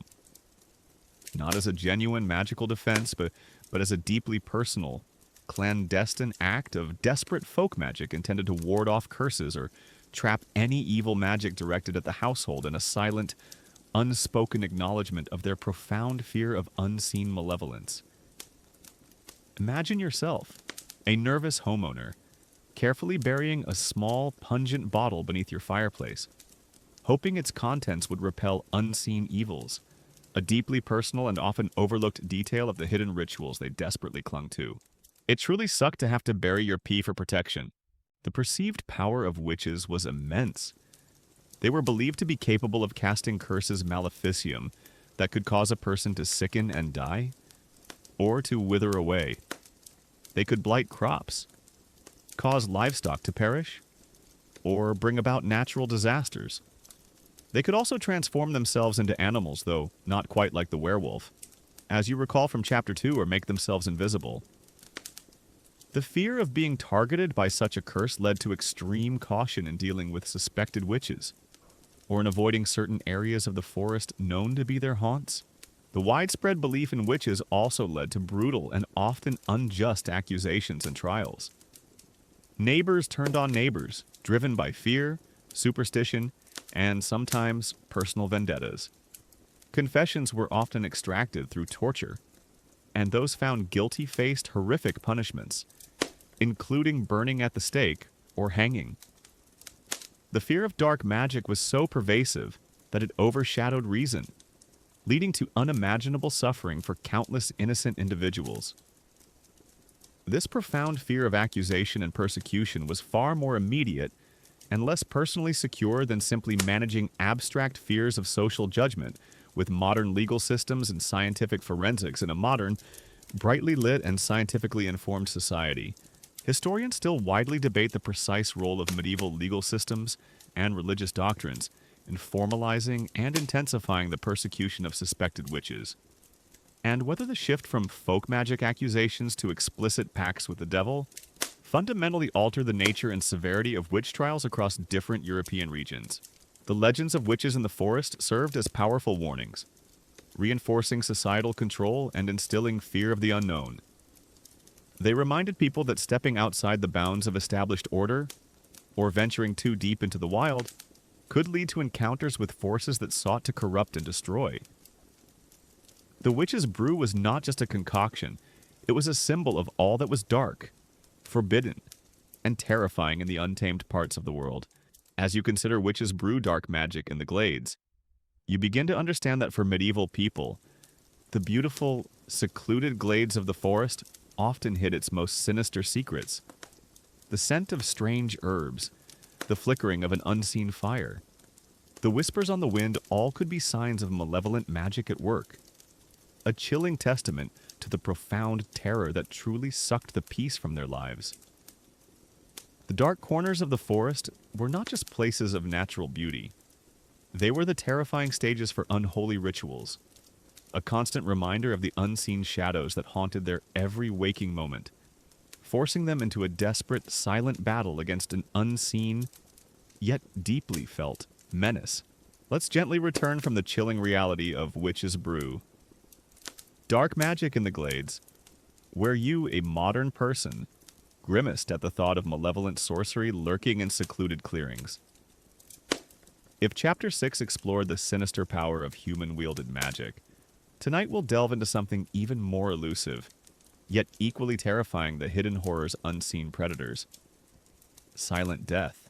We're going to explore the stark, often paranoid, reality of creatures that moved through the medieval forest unseen, or disguised, contemplating how individuals, already battling fear and superstition, face the chilling prospect of a silent, unexpected demise from an enemy they could not easily perceive, transforming a dangerous wilderness into a labyrinth of invisible threats, and revealing a chilling truth that in these shadowed times, the pursuit of basic survival often meant embracing a chilling, almost dehumanizing, reliance on constant vigilance and desperate, often futile attempts to detect the imperceptible, making every strange sound a testament to their profound paranoia and every unexplained disappearance a silent, disturbing promise of deeper, more profound peril. Imagine yourself, now, a lone hunter, perhaps akin to a wary scout deep in the vast, untamed forests of colonial Oregon in the mid-1800s. Far from any established settlement, you've bypassed the glades of the witches, a terrifying thought after Chapter 6. Avoided the spectral chase of the wild hunt from Chapter 5. Escaped the clutches of brutish ogres from Chapter 4. Resisted the deceptive allure of the Fae from Chapter 3. And even managed to sidestep the fears of werewolves from Chapter 2, all while navigating the ever-present dread of the Whispering Woods from Chapter 1. The forest is eerily quiet. The birds have ceased their chirping. The wind, which usually rustles through the leaves, is now strangely still. You feel an inexplicable prickle on the back of your neck, a primal sense of being watched, even though nothing is visible.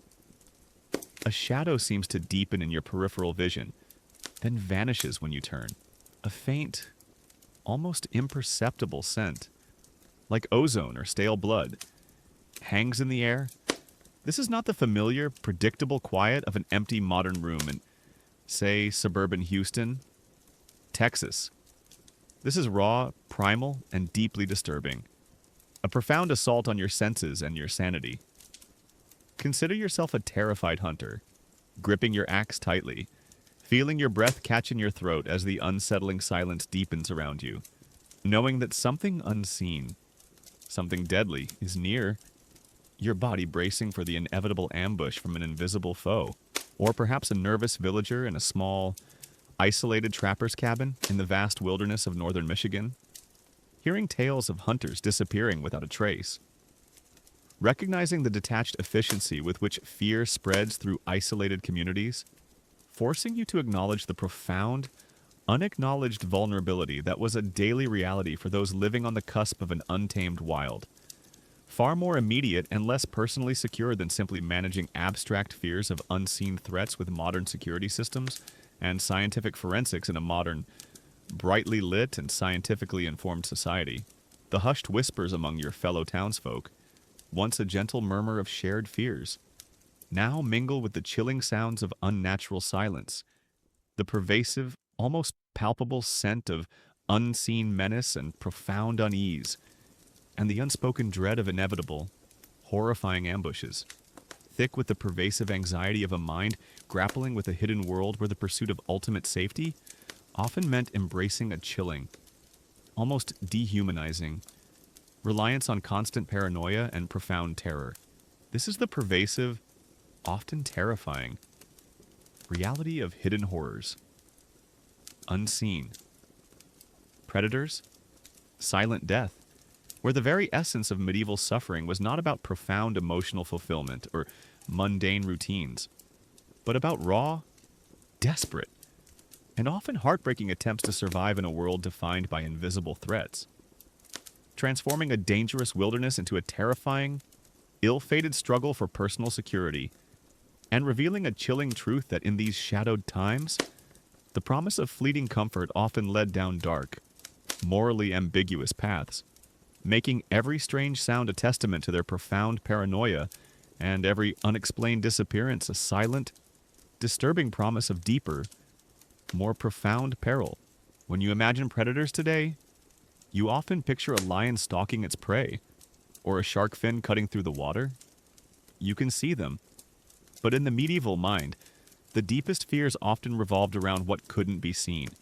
Creatures that operated in the shadows, or possessed the power of invisibility or mimicry. Tonight, we delve into the visceral truth of the horrifying legends of the medieval forests, focusing on the chilling phenomenon of hidden horrors, unseen predators, silent death. A common historical truth is that medieval European folklore was rife with legends of unseen or camouflaged predators inhabiting dense forests, often described as possessing powers of invisibility, shape-shifting, or preternatural stealth, capable of ambushing travelers or livestock without warning.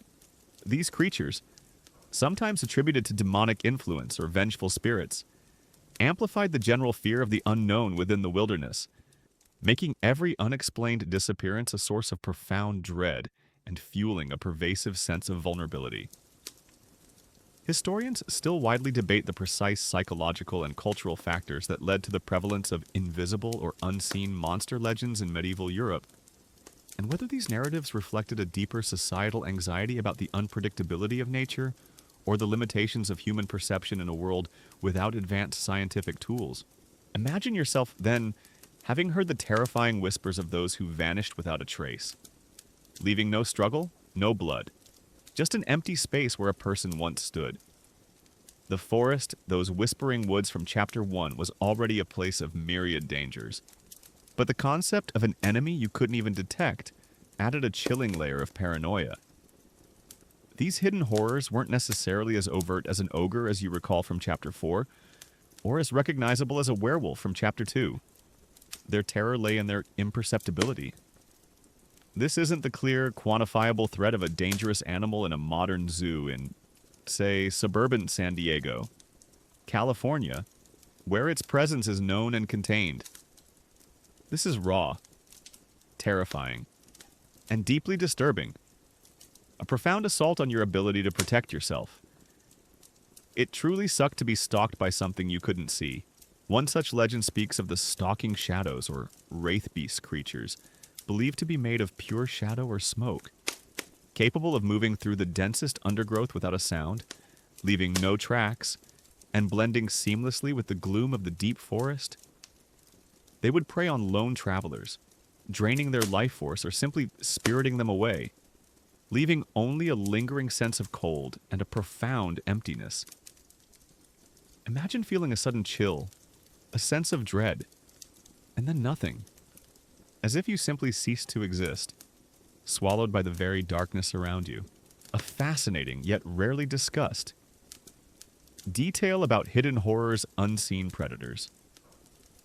Silent death is the curious phenomenon of silent bells for forest travel, where, in some particularly fearful medieval communities, across parts of the British Isles or remote Scandinavian forests, travelers would sometimes attach small, silent bells that were deliberately muffled or designed not to jingle loudly to their clothing, or horses when entering notoriously dangerous woods, not as a practical warning system, but as a deeply personal, clandestine attempt to trick unseen predators into believing they were part of the natural, ambient sounds of the forest, thus hoping to avoid detection or direct confrontation, and a silent, unspoken acknowledgement of their profound fear of unseen threats. Imagine yourself carefully tying a muffled bell to your belt, hoping its subtle chime would be mistaken for the wind. A deeply personal and often overlooked detail of the hidden tactics they employed for survival. It truly sucked to try to camouflage yourself with a silent bell. Another chilling concept was that of the mimic beasts, or voice stealers. These were creatures capable of perfectly imitating the sounds of the forest, the cry of a lost child, the bleating of a sheep, the familiar call of a loved one luring unsuspecting victims deeper into the woods, only to reveal their true, monstrous form at the last moment.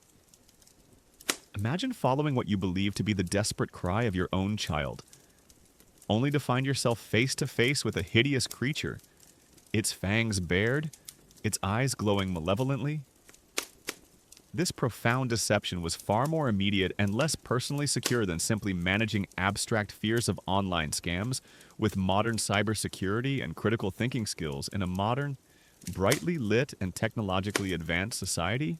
Historians still widely debate the precise influence of pre-Christian animistic beliefs, where spirits inhabited all natural elements, on the development of specific unseen predator legends in medieval European folklore, and whether the Christianization process subtly transformed benign or neutral nature spirits into malevolent, hidden entities. The terror of these unseen predators was that they defied all conventional means of defense.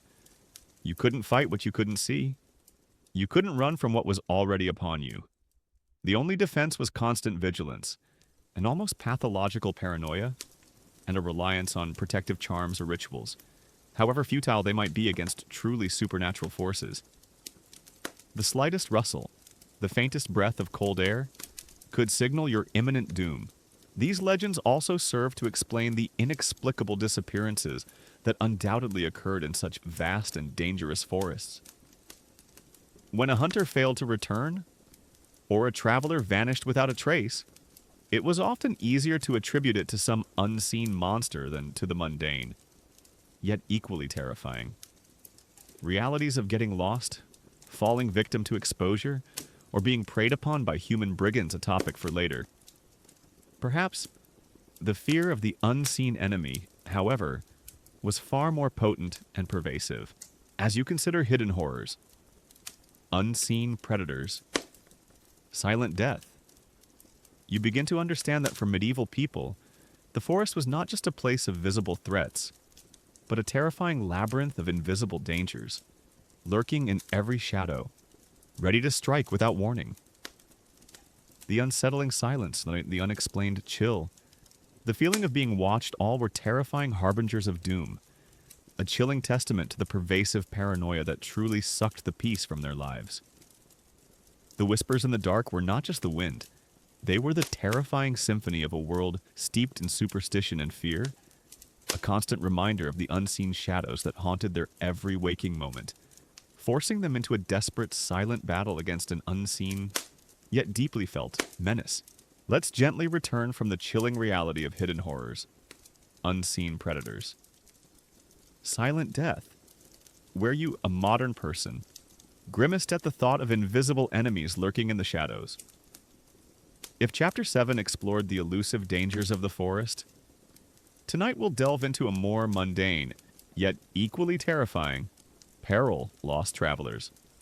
The forest's deceptive paths, we're going to explore the stark, often despairing, reality of becoming hopelessly lost in the vast, bewildering medieval woodlands, contemplating how individuals already battling fear and superstition face the chilling prospect of starvation, exposure, or falling prey to the very monsters we've discussed, transforming a journey into a desperate fight for survival against the indifference of nature and the malevolence of the unknown, and revealing a chilling truth that in these shadowed times, the pursuit of basic navigation often meant embracing a chilling, almost dehumanizing, reliance on primitive tools and a profound, agonizing sense of disorientation, making every twist of the path a testament to their profound despair, and every fading light a silent, disturbing promise of deeper, more profound peril. Imagine yourself, now, a lone merchant, perhaps akin to a struggling fur trapper in the immense, trackless forests of the Louisiana Purchase territory in the early 1800s. You've bypassed the glades of the witches, a terrifying thought after Chapter 6. Avoided the spectral chase of the wild hunt from Chapter 5. Escaped the clutches of brutish ogres from Chapter 4. Resisted the deceptive allure of the Fae from Chapter 3. And even managed to sidestep the fears of werewolves from Chapter 2, all while navigating the ever-present dread of the Whispering Woods from Chapter 1, and the chilling paranoia of hidden horrors from Chapter 7. You're traveling between two distant villages, perhaps carrying valuable goods or a message. The main path, though rough, usually serves well enough, but today a sudden dense fog rolls in. Or perhaps you made a slight misstep, chasing after a startled rabbit. One moment, you're on a discernible track. The next, the trees seem to close in, identical in every direction. The sun, your only reliable compass, is now obscured. Panic begins to set in. A cold, creeping sensation that tightens your chest. This is not the familiar, predictable disorientation of getting turned around in a well-marked city park in, say, suburban Minneapolis, Minnesota, where GPS is readily available. This is raw, primal, and deeply disturbing. A profound assault on your sense of direction and your very will to survive. Consider yourself a terrified traveler, spinning slowly in a circle, feeling your heart pound against your ribs as the forest indistinguishably engulfs you, knowing that every step takes you deeper into an inescapable maze, your body bracing for the inevitable exhaustion and despair, or perhaps a nervous relative in a small, isolated farmstead in the vast wilderness of the American West, hearing tales of settlers vanishing without a trace, recognizing the detached efficiency with which fear spreads through isolated communities, forcing you to acknowledge the profound, unacknowledged vulnerability that was a daily reality for those living on the cusp of an untamed wild. Far more immediate and less personally secure than simply following a turn-by-turn navigation system in a modern, brightly lit and technologically advanced car in, say, suburban San Antonio, Texas. The hushed whispers among your fellow townsfolk, once a gentle murmur of shared fears, now mingle with the chilling sounds of your own ragged breath, the pervasive, almost palpable scent of damp earth and profound desperation, and the unspoken dread of inevitable, horrifying exposure, thick with the pervasive anxiety of a mind grappling with a hidden world where the pursuit of ultimate safety often meant embracing a chilling, almost dehumanizing, reliance on primitive caution and profound terror. This is the pervasive, often terrifying, reality of lost travelers. The forest's deceptive paths, where the very essence of medieval suffering was not about profound emotional fulfillment or mundane routines, but about raw, desperate, and often heartbreaking attempts to navigate a world defined by bewildering wilderness. Transforming a simple journey into a terrifying, ill-fated struggle for personal security, and revealing a chilling truth that in these shadowed times, the promise of fleeting comfort often led down dark, morally ambiguous paths, making every twist of the path a testament to their profound despair and every fading light a silent, disturbing promise of deeper, more profound peril. When you get lost today, you pull out your smartphone, check GPS, and within minutes, you're back on track. If your phone dies, you might ask for directions, consult a map, or eventually find a landmark. But in the medieval period, getting lost in the vast, trackless forest was a terrifying, often fatal predicament. Tonight, we delve into the visceral truth of the horrifying legends of the medieval forests. Focusing on the chilling reality of lost travelers, the forest's deceptive paths, a common historical truth is that in medieval Europe, getting lost in dense, uncharted forests was a frequent and perilous occurrence, with travelers facing severe risks of exposure, starvation, wild animal attacks, or falling prey to outlaws and legendary creatures. The lack of reliable maps, clear pathways, and navigational tools made accidental diversions or inclement weather highly dangerous, contributing significantly to a deep-seated fear of the wilderness and widespread legends of deceptive forest paths that led travelers astray. Historians still widely debate the precise navigational techniques employed by medieval forest dwellers and professional travelers, and whether localized knowledge of specific natural landmarks or rudimentary celestial navigation were more effective than commonly believed in preventing people from becoming hopelessly lost in extensive woodland areas. Imagine yourself, then, wandering deeper into the Whispering Woods from Chapter 1. Perhaps feeling a growing sense of panic. The path you thought you were on has completely vanished. Every tree looks identical. Every turn seems to lead back to where you started. The sun, your only reliable guide during the day, dips lower and lower, casting long, unsettling shadows. Night falls, bringing with it a biting cold and the terrifying sounds of the forest, the howl of a wolf, perhaps a werewolf after all. As you recall from Chapter 2, the hoot of an unseen owl, the rustle of something large in the undergrowth, a potential ogre, as in Chapter 4 or worse, one of those hidden horrors from Chapter 7. This isn't the temporary inconvenience of a modern detour in, say, rural Kansas, where help is just a phone call away. This is raw, terrifying, and deeply disturbing. A profound descent into despair and the immediate threat of death.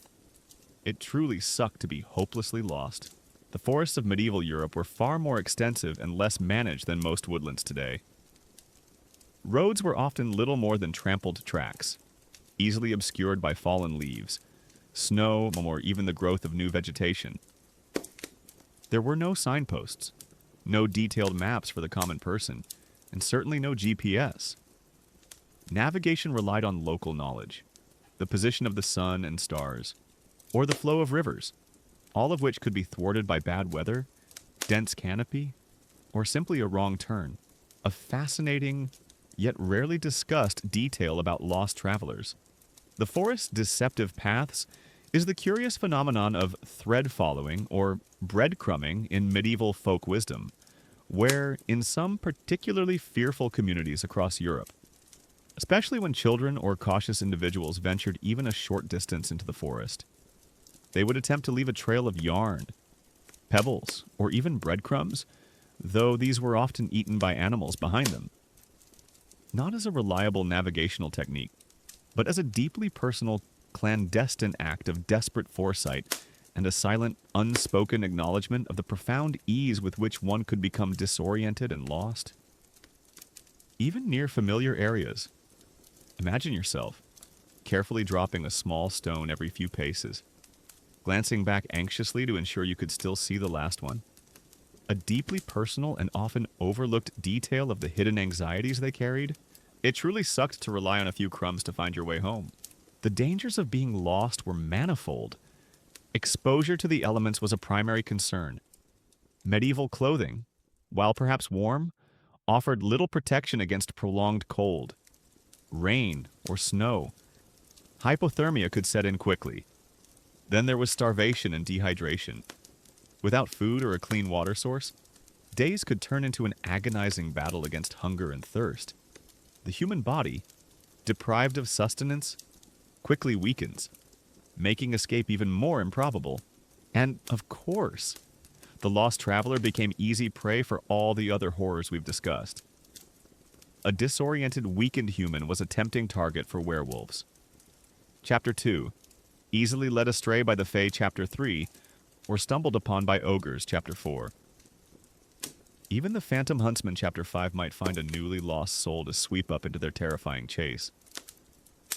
The forest, already a place of fear, became a living trap for those who strayed. This profound vulnerability to multiple threats was far more immediate and less personally secure than simply managing abstract fears of getting lost with modern survival training and emergency services in a modern, brightly lit, and technologically advanced society. Historians still widely debate the precise frequency of medieval lost person incidents in extensive forested regions, and whether official or unofficial search and rescue efforts were commonly organized by local communities, or if such disappearances were often accepted as an inevitable consequence of living near the wilderness. Legends often grew around these disappearances, adding to the lore of the forest's treachery. Some tales spoke of trees that would subtly shift their positions, or paths that would magically rearrange themselves, designed to confuse and trap unwary travelers. The forest itself became a malevolent entity, actively seeking to ensnare and consume those who dare to enter its depths. As you consider lost travelers, the forest's deceptive paths, you begin to understand that for medieval people, the wilderness was not just a place of monsters, but a terrifying force unto itself, capable of slowly, methodically, and hopelessly consuming those who became disoriented within its vastness. The growing chill, the gnawing hunger, the profound sense of isolation, all were terrifying harbingers of doom, a chilling testament to the pervasive despair that truly sucked the peace from their lives.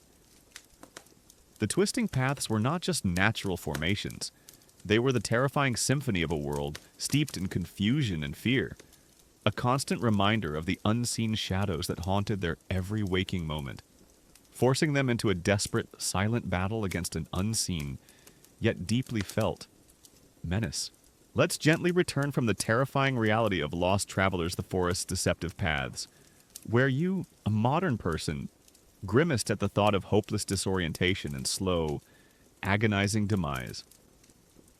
If Chapter 8 explored the perils of getting lost, tonight we'll delve into the very fabric of the medieval forest itself, recognizing that some of its oldest inhabitants held the most profound secrets and chilling powers, ancient trees sentinels of forgotten evils. We're going to explore the stark, often ancient, reality of venerable trees, contemplating how individuals, already battling fear and superstition, face the chilling prospect of encountering sentient, powerful, or even cursed trees that acted as guardians of terrible secrets or served as anchors for malevolent entities. transforming a natural landmark into a locus of dark power and revealing a chilling truth that in these shadowed times, the pursuit of basic safety often meant embracing a chilling, almost dehumanizing, reliance on primitive caution and desperate flight, making every gnarled branch a testament to their profound terror and every creaking groan a silent, disturbing promise of deeper, more profound peril. Imagine yourself, now, a young peasant, perhaps akin to a wary homesteader's child exploring the fringes of an untouched, ancient redwood forest in Northern California in the late 1800s. You've somehow found your way back from the bewildering depths, a miraculous feat. After Chapter 8, avoided the glades of the witches, a terrifying thought after Chapter 6. Sidestepped the spectral chase of the wild hunt from Chapter 5. Escaped the clutches of brutish ogres from Chapter 4. Resisted the deceptive allure of the Fae from Chapter 3. And even managed to sidestep the fears of werewolves from Chapter 2. All while navigating the ever-present dread of the whispering woods from Chapter 1. And the chilling paranoia of hidden horrors from Chapter 7. You come across a clearing, but it is not welcoming.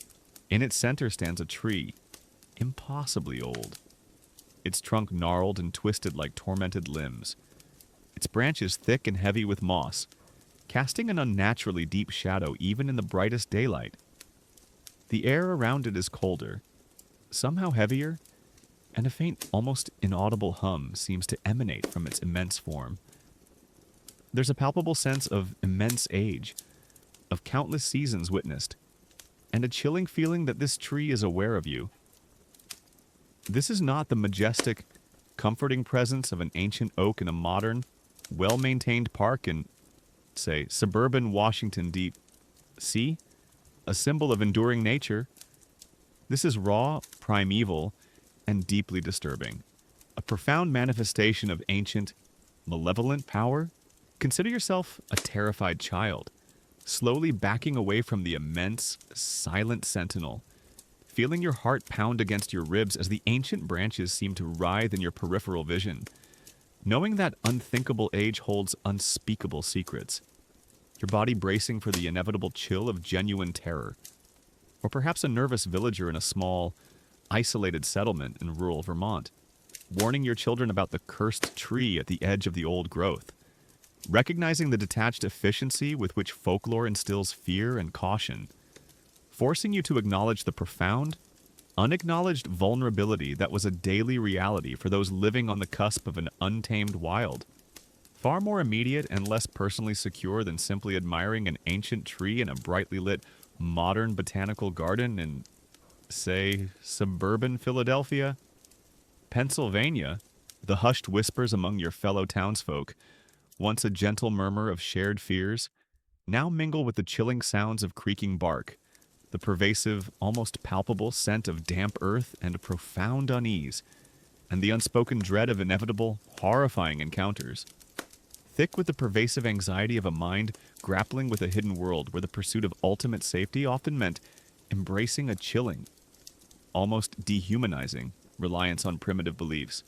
This is the pervasive, often terrifying, reality of ancient trees' sentinels of forgotten evils, where the very essence of medieval suffering was not about profound emotional fulfillment or mundane routines, but about raw, desperate, and often heartbreaking attempts to survive in a world defined by ancient, malevolent nature, transforming a natural landmark into a terrifying, ill-fated struggle for personal security, and revealing a chilling truth that in these shadowed times, the promise of fleeting comfort often led down dark, morally ambiguous paths, making every gnarled branch a testament to their profound fear and every creaking groan a silent, disturbing promise of deeper, more profound peril.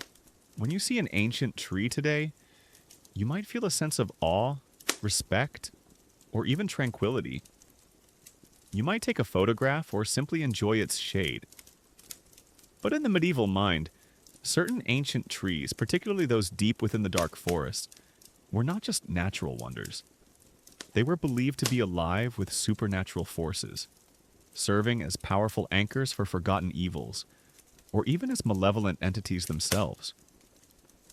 Tonight, we delve into the visceral truth of the horrifying legends of the medieval forests, focusing on the chilling presence of ancient trees, sentinels of forgotten evils.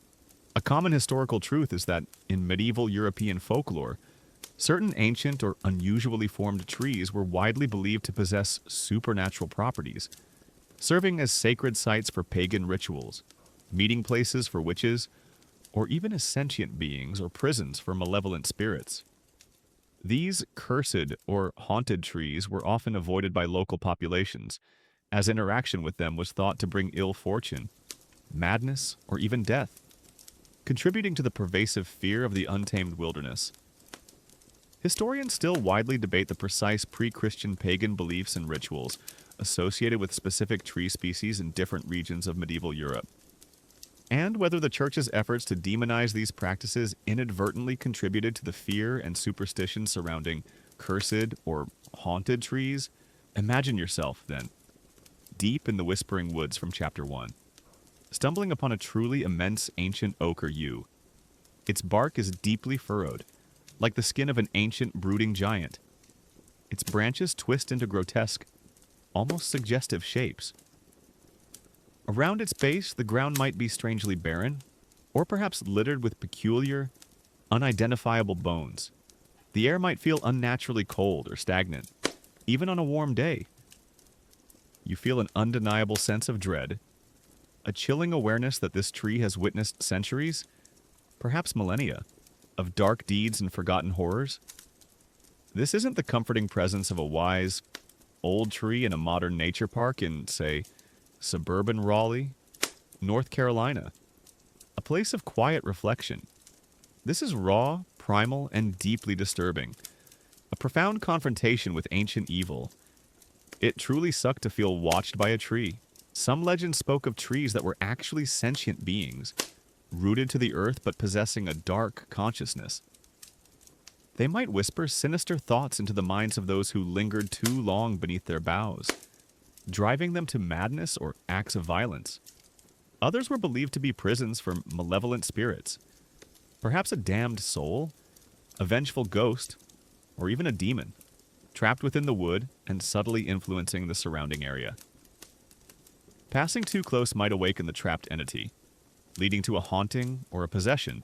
A fascinating yet rarely discussed detail about ancient trees' sentinels of forgotten evils is the curious phenomenon of nails hammered into cursed trees for ill luck, where, in some particularly fearful medieval communities across parts of Eastern Europe or the Slavic lands, people would sometimes hammer iron nails or small bits of metal directly into the bark of notoriously cursed or haunted ancient trees, not as an act of veneration, but as a deeply personal, clandestine attempt to nail down or trap the evil spirits believed to reside within, or to symbolically bind the malevolent influence of the tree, and a silent, unspoken acknowledgement of their profound fear and desperate attempts to contain unseen forces.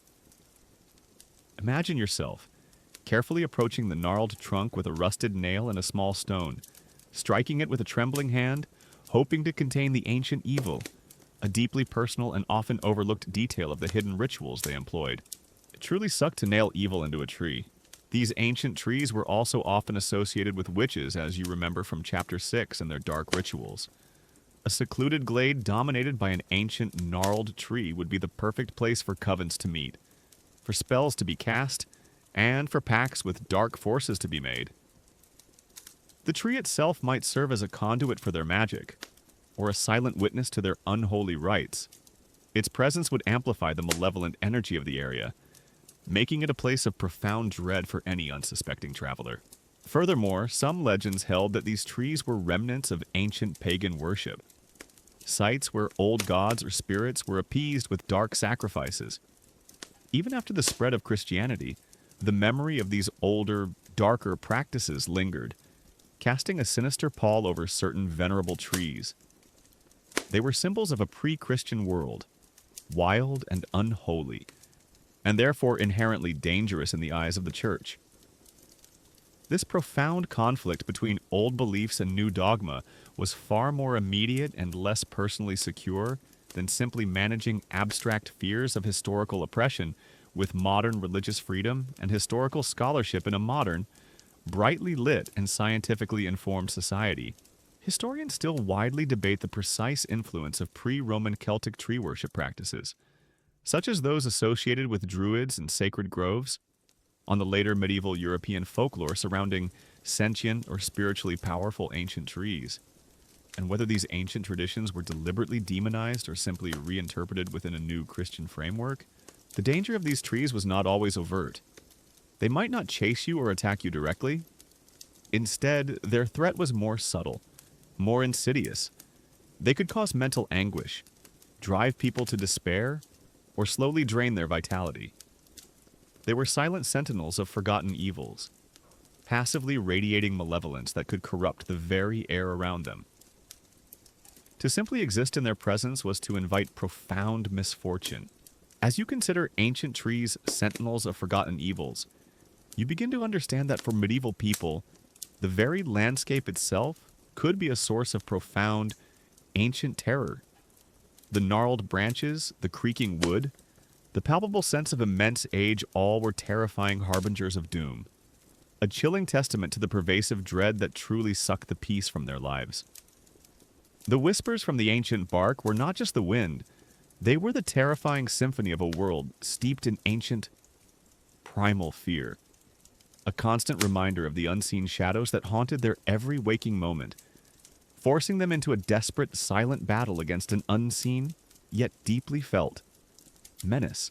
Let's gently return from the chilling reality of ancient trees sentinels of forgotten evils, where you, a modern person, grimaced at the thought of venerable wood concealing sinister forces. If Chapter 9 explored the profound, ancient malevolence of the forest's oldest inhabitants, tonight we'll bring our grim journey through the terrifying legends of the medieval woodlands to a reflective close. We'll connect the pervasive fear and horrifying figures of those past times to a modern appreciation for the astonishing comfort, safety, and understanding we now possess regarding the natural world.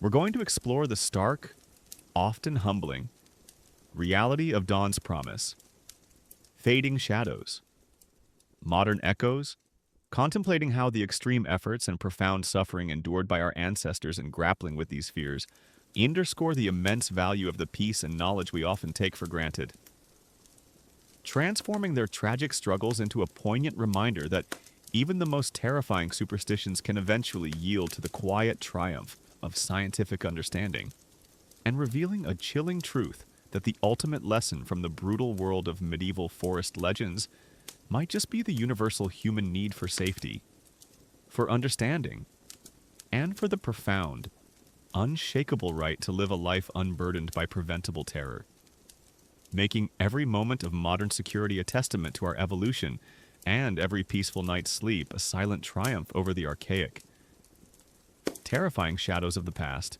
Imagine yourself now, a modern individual, perhaps lying in your own comfortable bed, the gentle hum of your air conditioner, a soothing counterpoint to the quiet night, far from the suffocating dread and raw fear of a medieval forest.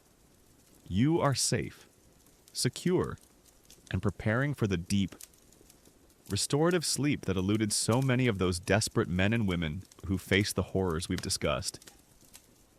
This is not the exhausted collapse of someone who has just barely escaped a werewolf attack, nor the constant anxiety of an unseen presence. This is profound peace, a luxury purchased by centuries of scientific striving and the slow, arduous process of mapping and understanding the natural world. A luxury denied to countless individuals for generations.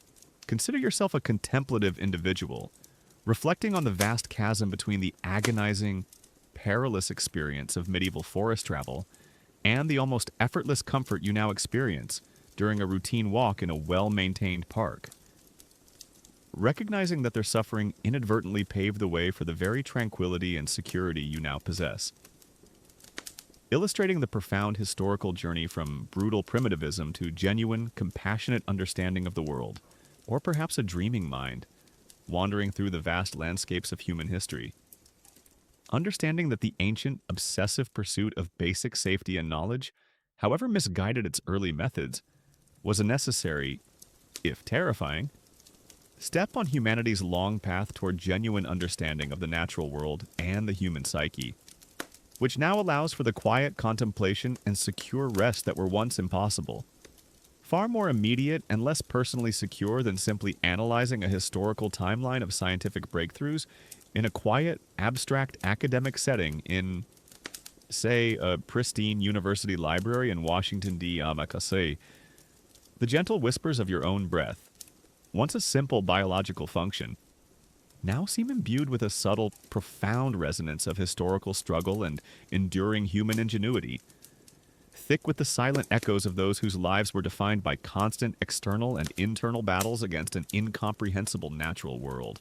This is the pervasive, often profoundly humbling, reality of dawn's promise fading shadows, modern echoes, where the extreme fear and terrifying legends of ancient forests provide a powerful backdrop for appreciating the quiet, often unacknowledged, comforts of modern life, transforming every peaceful moment into a silent celebration of human progress, and revealing a chilling truth that the ultimate symbols of modern comfort and personal well-being are often directly tied to the unacknowledged, agonizing struggle to escape the very chaos and terror that defined ancient, superstitious belief systems. We've journeyed through the disturbing world of medieval forest legends, from the pervasive fear of the whispering woods, Chapter 1 and the terrifying reality of lycanthropic howls, Chapter 2, through the deceptive allure of the forest fae, Chapter 3, and the brutal might of the ogre's lair, Chapter 4. We felt the chilling dread of the phantom huntsman, Chapter 5, the insidious threat of witch's brew, Chapter 6, the unsettling paranoia of hidden horrors, Chapter 7, and the desperate despair of lost travelers. Chapter 8, culminating in the profound ancient malevolence of ancient trees. Chapter 9, we've seen the sheer scale of their suffering, a testament to a time when basic scientific understanding was virtually non-existent, and every unexplained phenomenon was attributed to supernatural forces. Now, as our long journey concludes, let's take a moment to reflect on these extreme fears and what their brutal, desperate existence can tell us about ourselves, about the nature of human progress, and about the profound importance of the very things we seek tonight, peace and rest. This final chapter, Dawn's Promise, Fading Shadows, Modern Echoes, brings us full circle, from the ultimate expression of primal fear to the fundamental human need for comfort and recuperation. A common historical truth is that the gradual advancements in scientific understanding, cartography, and urbanization throughout and after the medieval period significantly diminished the pervasive fear of forests, transforming them from unknown demon-haunted wildernesses into more understood, navigable, and even recreational spaces. The decline of widespread belief in literal monsters like werewolves and ogres directly correlated with increased scientific literacy and the ability to explain natural phenomena through rational means, leading to a profound shift in human interaction with and perception of the natural world across Europe and later the Americas. Historians still widely debate the precise timing and regional variations in the decline of specific medieval forest legends, and whether the Enlightenment's emphasis on reason or the Industrial Revolution's impact on land use played a more significant role in eradicating ancient superstitions. Imagine yourself, then, a modern person living in a bustling, vibrant city like Los Angeles, California, or a serene, close-knit community in, say, rural New Hampshire. You wake up each morning and largely decide how your day will unfold. You pursue your own education, choose your own career, and select your own romantic partner. Your identity is your own, shaped by your experiences, your values, and your personal choices. When you venture into a forest today, you don't brace for agony or monstrous encounters. You simply consult a map, follow a marked trail, and enjoy the beauty of nature. You're greeted by informational signs, perhaps encounter other hikers, and are largely confident in your safety. The air smells of pine and damp earth, not ancient malevolence. The rustle of leaves is the wind, not a hidden horror. The sounds are birdsong and the gentle murmur of streams, not the baying of spectral hounds. This boundless comfort, this inherent sense of safety and understanding of the natural world, is something we often take for granted. But for those in the medieval period, these were unimaginable luxuries. They lived lives where almost every aspect of interacting with the forest was dictated by fear, ignorance, and the constant threat of the unknown, a perpetual state of being acted upon rather than acting. Their lives were constrained by the perceived dangers of the wild, their minds haunted by terrifying stories, and their futures were dictated by the terrifying limitations of primitive understanding. It truly sucked to live in such a world. The experiences of those in the medieval forests, in their extreme fear and vulnerability, force us to confront the very definition of a life free from preventable suffering and terrifying superstition. They were often strong, resilient individuals, admired for their endurance. Yet, as we've seen throughout our journey, these external markers of fortitude often masked profound internal suffering. The very things that make an encounter with nature bearable knowledge, safety, and a sense of control were systematically denied to them. Their desperate attempts to appease mythical creatures as explored with the forest fae in Chapter 3, their reliance on primitive charms, remember the cold iron against the ogre in Chapter 4, or the silent bells against hidden horrors in Chapter 7. Their vulnerability to the unpredictable as seen with lost travelers in Chapter 8, all became constant, mocking reminders of the emptiness within their limited understanding of the world. A fascinating, yet rarely discussed, detail about dawn's promise fading shadows. Modern echoes is the curious phenomenon of folklore preservation societies in remote areas, where, even today, in certain isolated, culturally rich regions across the American South or the Appalachian Mountains, small, informal societies or community groups exist to meticulously collect and preserve local folk tales, including historical legends of cryptids or natural dangers, not merely as academic exercises, but as deeply personal, clandestine efforts to maintain a connection to ancestral fears and a silent, unspoken acknowledgement of the enduring power of these narratives, even if no longer literally believed. Imagine yourself attending a quiet gathering in a dusty community hall, listening to an elderly storyteller recount tales of shadow creatures and haunted glades, feeling a shiver down your spine despite your modern skepticism, a deeply personal and often overlooked detail of the hidden echoes of historical fear. It truly sucked to have those old fears still resonate.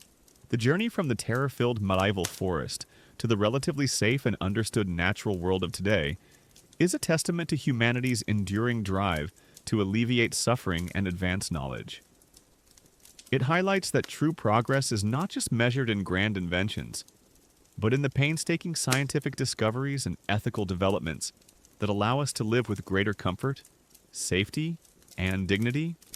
Their struggle, their quiet despair, serves as a powerful historical mirror, reflecting back to us the immense value of the liberties and comforts we now enjoy. Their lives, lived under constant threat of unseen monsters and pervasive superstition, underscore the importance of scientific research, public education, and a rational approach to understanding the world around us. Their chaotic and dangerous environments, filled with the constant threat of terrifying legends, remember the witch's brew in Chapter 6 and the insidious fear of transformation, like the werewolf's curse in Chapter 2, stand in stark contrast to the emphasis on health, safety, and well-being in modern societies. The very fact that we can now calmly and safely explore their history, knowing we are not subject to such arbitrary dangers or pervasive superstitions, is a testament to how far humanity has progressed in understanding and valuing the individual. Historians and cultural anthropologists still widely debate the long-term societal impact of ingrained historical fears, such as those associated with medieval forest legends, on contemporary human psychology, and whether the echoes of such deeply ingrained experiences still subtly influence modern anxieties about the unknown, the wilderness, or even the perception of evil in societies that emerged from similar historical contexts. The people of medieval Europe were trapped in a system that promised fleeting, brutal relief from their fears, but often delivered profound, prolonged suffering. Their existence was a perpetual battle for comfort and understanding, ultimately ending in their bodies marked by hardship. Their lives often diminished by chronic fear. They were living, breathing examples of how a lack of scientific understanding, coupled with a rudimentary worldview, could utterly dehumanize. So, as we finally conclude our journey into the disturbing world of medieval forest legends and their miserable fates, their lives, their challenges, their quiet suffering, let their extreme experiences serve as a poignant backdrop against which to truly appreciate your own moment of peace. The comfort of your bed, the silence of the night, the profound simplicity of closing your eyes and drifting into sleep. These are not small things. They are the hard-won victories of human progress, the culmination of centuries of scientific inquiry, ethical development, and a slow, painful shedding of primal fears. A journey in which even the most brutal historical realities inadvertently revealed the universal human longing for comfort and a life free from agonizing terror. Every breath you take tonight, every moment of stillness, is a profound farewell to the constant vigilance, the aching body, the scarred spirit, and the restless, fractured mind of those who face the terrifying shadows of the medieval forest. Their legacy isn't just in the historical records they left behind. It's in the quiet appreciation we gain for the calm and freedom that they so rarely knew. Their relentless endurance, however tragic, laid some of the earliest stones on the path that eventually led to a world where individuals can truly define their own worth, pursue their own loves, and find a gentle, undisturbed sleep, knowing their future is their own and their understanding of the world is ever growing.